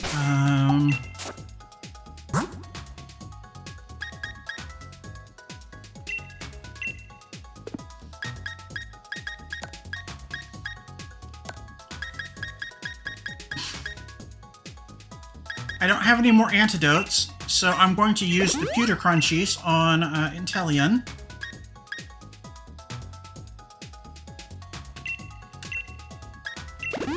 And then let's energy powder the Inteleon.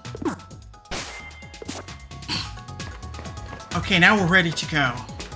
That's the first time I've ever had to use a PP item. I am loath to use PP items because they are not regularly attainable. They are a limited resource. So I'm going to use one for this gym fight, just to make it easier. I think that's a decent use of it.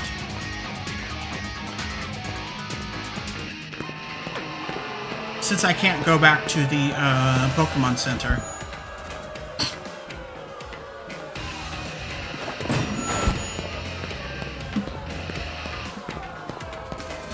So anyway, Hitler bought that the Allies were going to be invading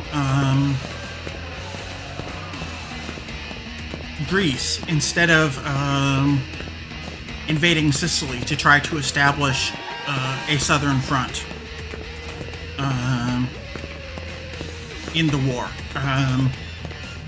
The establishing of the Western Front was done with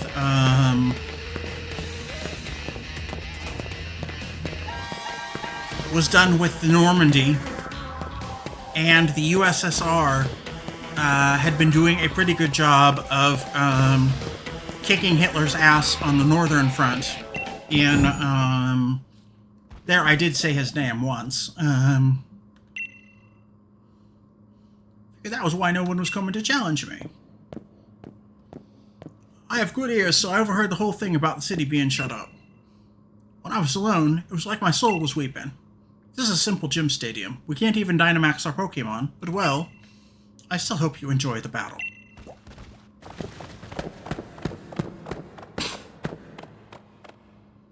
So, because Alan Turing had cracked, and his team had cracked the Enigma machine, they started to...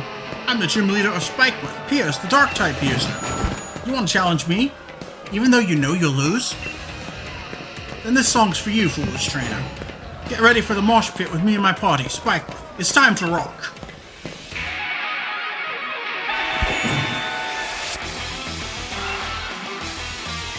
Having close combat is especially important because I am not able to Dynamax for this fight.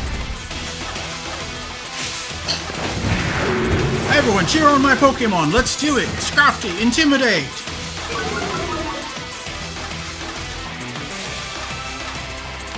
So because they had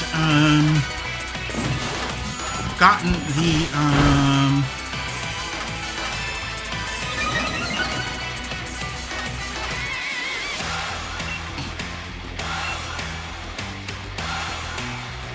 because the Allies were intercepting Nazi communications, and because they knew the Enigma code, they were able to figure out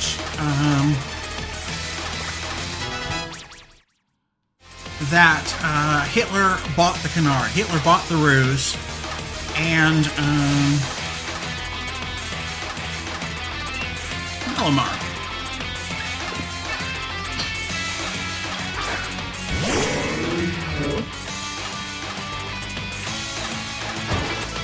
Almost gonna mess you up with its contrary ability.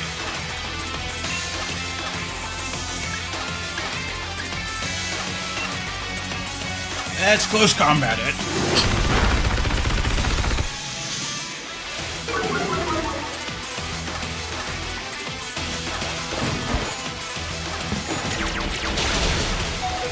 Psycho Cut. It's super effective.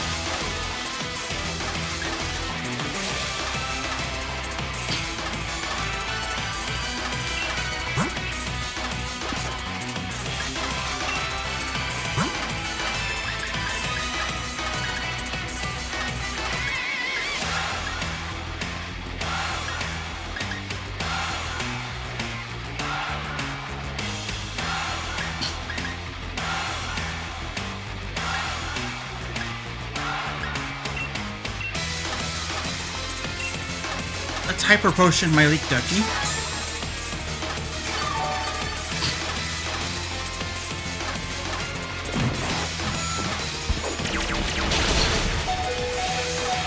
Uh-oh.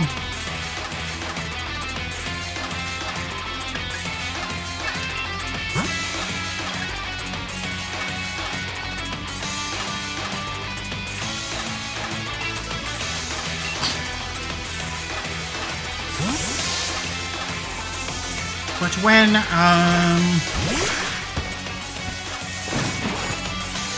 when the Germans started talking amongst themselves about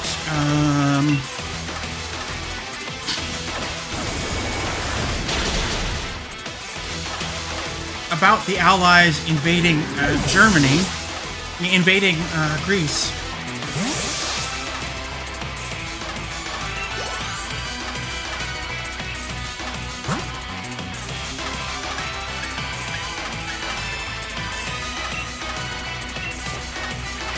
And knowing that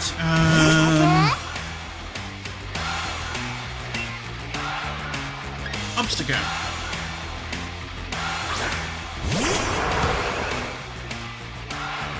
A simple telegram went from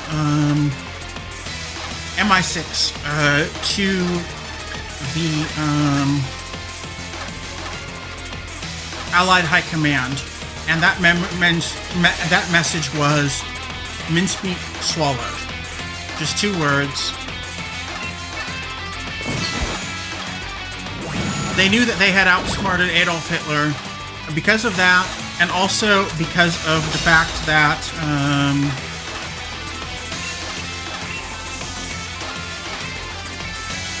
go Electric Rodent.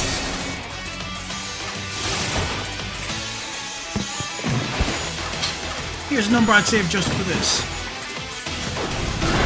Fuck.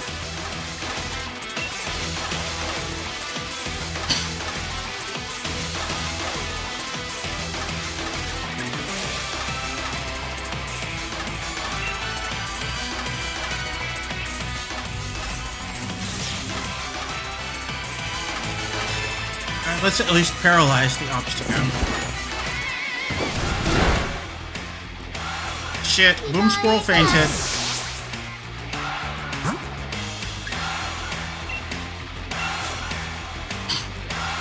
Swap to Ducky.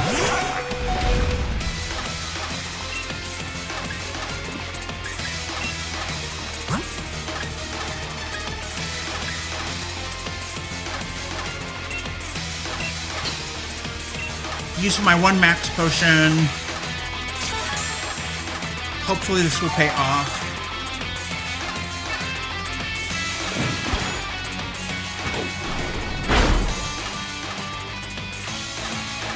Shadow Claw. Let's close combat it. Obstruct.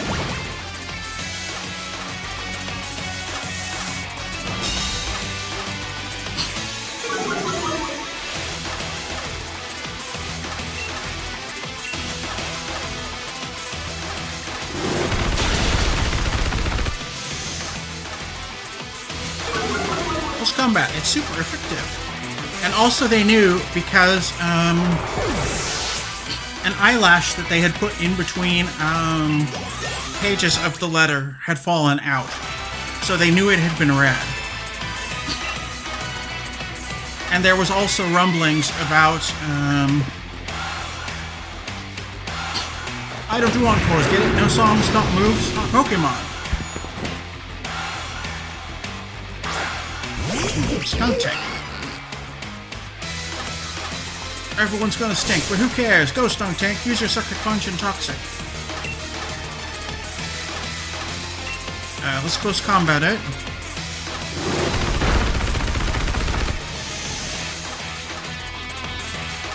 Aftermath.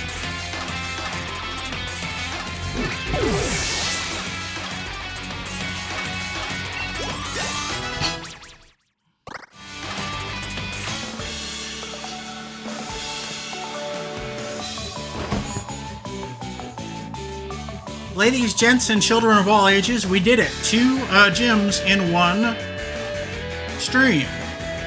Me and my team gave it our best. Let's meet up for battle again sometimes.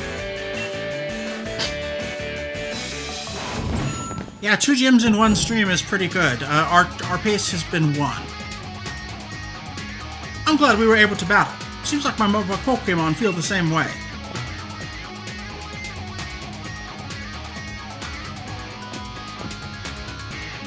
Here's your Dark Badge. He's sort of the Pokemon equivalent of Johnny Rotten, I think. Yeah, Pierce is a lot like kind of a Johnny Rotten kind of character.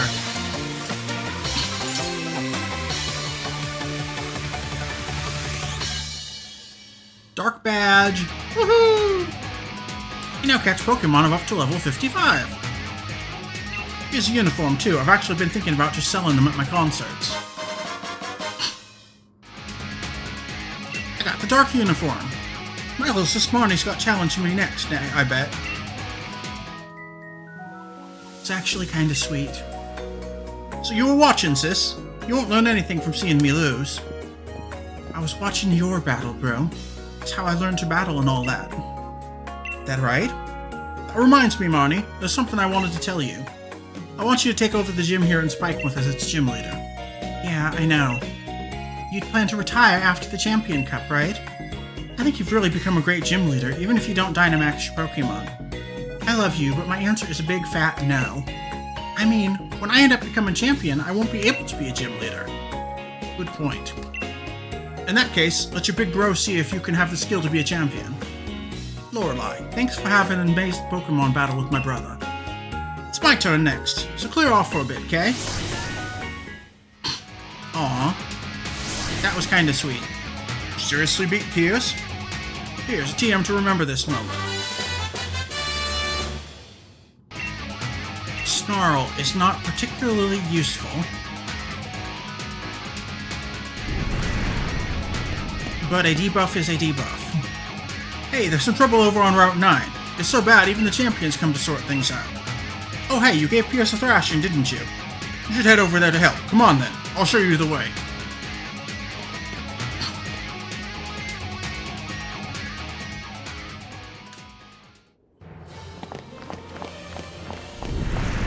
Kaboom! Lorelei, thanks for coming, but I got a handle on this. Whatever's making that noise, I'll see to it. I already told you, didn't I? Keep your eye on the goal. And for you, that's winning the gym challenge. The only gym badges left in the Dragon Gym leader, Gym Raihan, right? Raihan is the only trainer out there I consider a real rival. He's that good, you know. And there I go again. Sorry, but I suppose this is no time for me stopping for a chat. There's a bit of trouble here with my name on it. But don't you worry about a thing. The unbeatable champion is here to look after things and keep you all safe. Kaboom.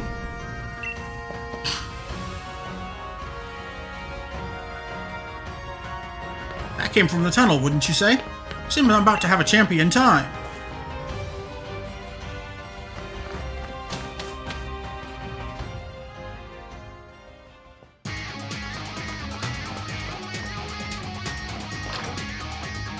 In order to take on Raihan, I am going to need a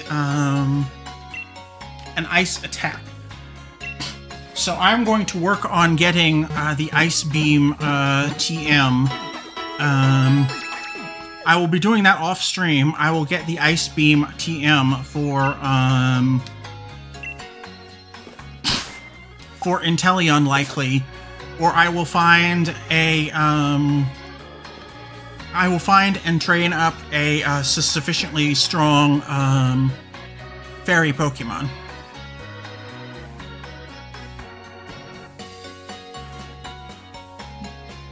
Yes, exactly. That's one thing that I like very much about this version of Pokemon.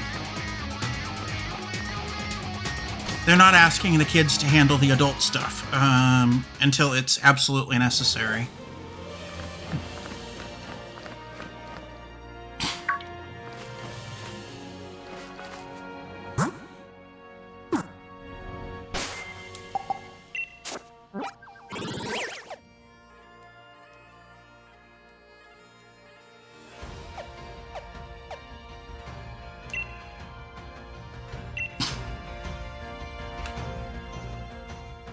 So Hammerlock is the place to be. So I'm going to be looking for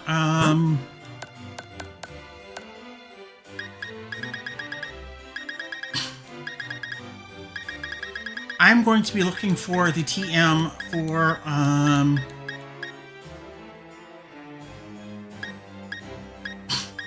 Ice Beam, and I am going to be looking for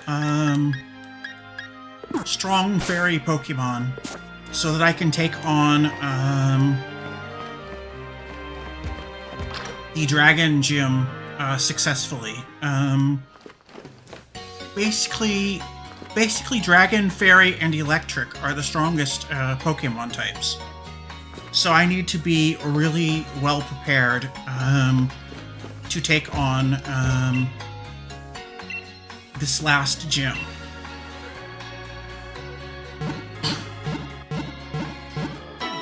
Just with the state of the game being how it is, especially in Generation 8, which I am playing, and Generation 9, which I will be playing,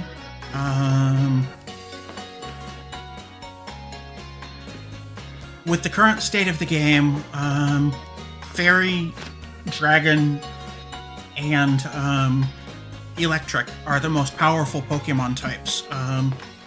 So I am going to need to prepare myself for the Dragon Gym, because the Dragon Gym is the Dragon Gym and the Fairy Gym are the hardest in this game, in this particular gen of Pokemon.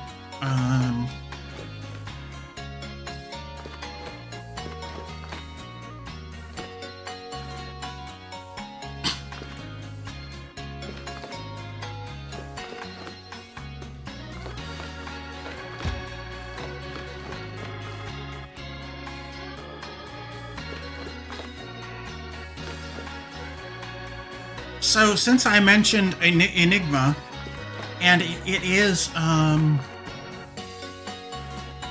the first week of Pride Month, I'm going to talk a little bit about Alan Turing. Alan Turing was honestly one of the smartest men who ever lived. One of the smartest people who ever lived. He was a brilliant mathematician. He basically invented information science and computer science in a way. He is kind of the... Mithy, aren't I right that Alan Turing is kind of recognized as the father of information science and computer science and that sort of thing? You're in that field, so... So the giants are probably like Alan Turing, Tim Berners-Lee, and a couple of other people like that, right?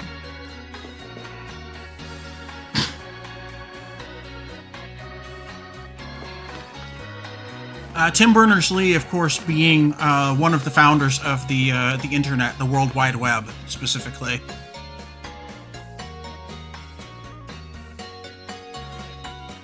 Yes. Yeah, I think he is the tier above Babbage and Loveless.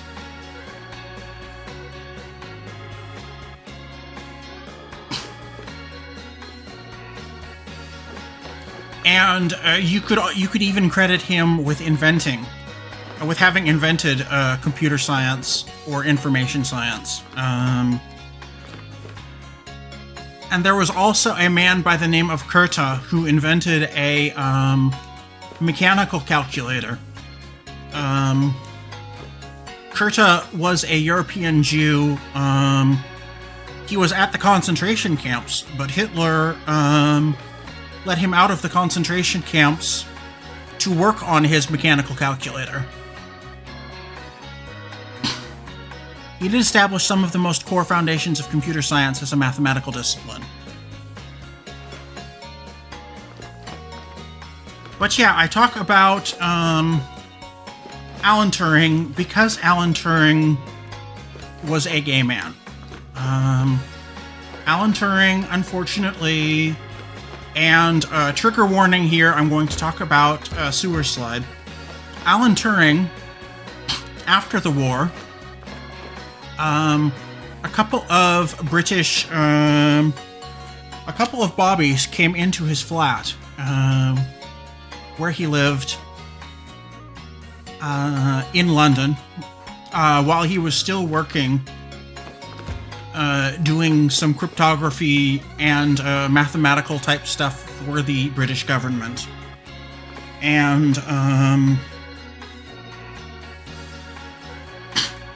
well, unfortunately, he was having a spat with his boyfriend, and his neighbors had overheard him. And he was honest, and he told the donut eaters that he told the police constables that he had a spat with his boyfriend, with his romantic partner, and that it was just a lover's spat, and they would try to keep it down. The police arrested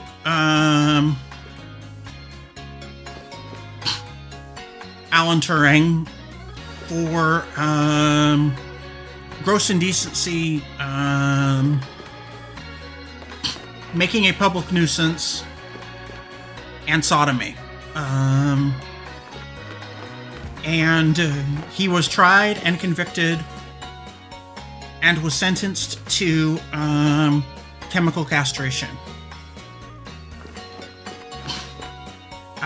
They gave him a course of estrogen, the same medication that I got to feminize my body as a trans woman. But they gave him estrogen because that was the treatment, quote unquote, in those days.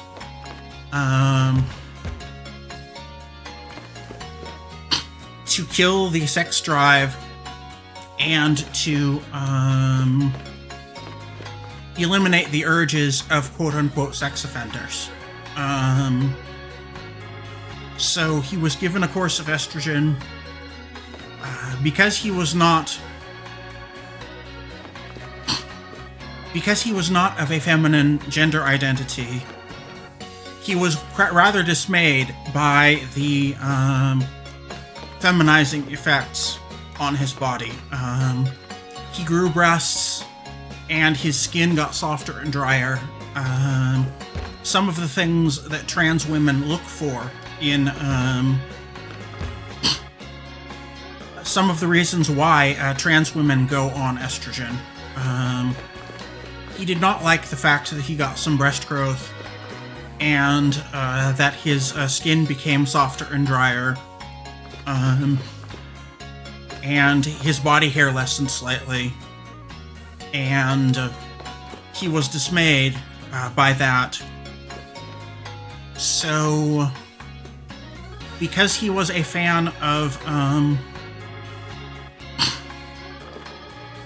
because he was a Disney fan, because he was a fan of Snow White, he decided to poison an apple. I do not remember what poison compound he put into the apple. My memory is saying cyanide, but my memory can be wrong. Because mental illness, because depression fucks with memory, I think that he laced the apple with cyanide, which is already in small quantities in apple seeds. But he put even more cyanide into the apple. You're okay if you don't eat the apple seeds. And he unfortunately canceled his own subscription to breathing after he had finished his course of estrogen. After being really disturbed and bothered by his man boobs, by his soft skin.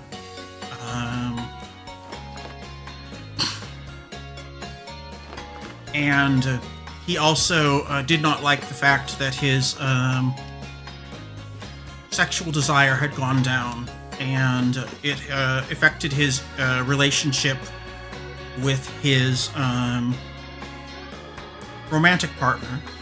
and it affected his ability to, you know, just pursue happiness and have fulfilling adult sexual relationships. So, unfortunately, yeah, Alan Turing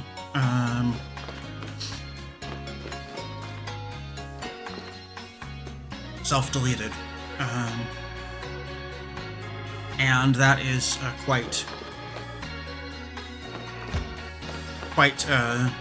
troubling to me. And because he was so intelligent,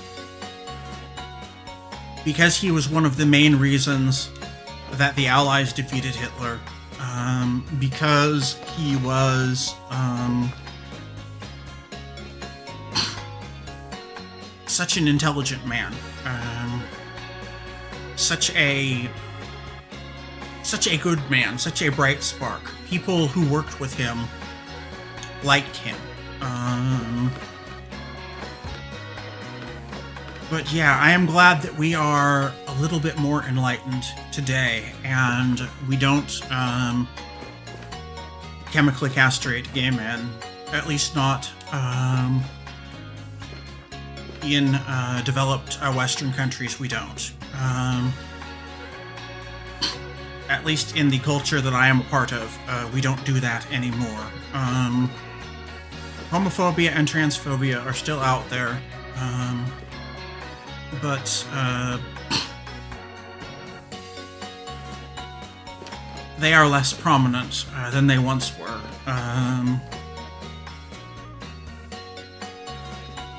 Queer issues have become a political battlefield these days, but you are not going to, at least not right at this moment, be executed for being LGBTQ+, or them doing something to you where you wish you were dead.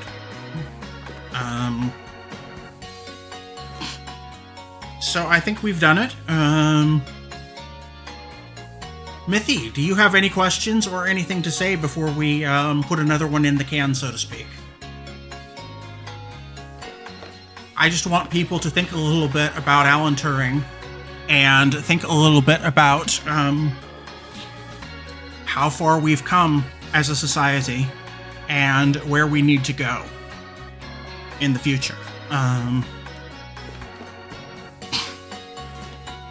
Transphobia is still a problem. Trans issues and other queer issues are still a political battlefield. And one political party in the United States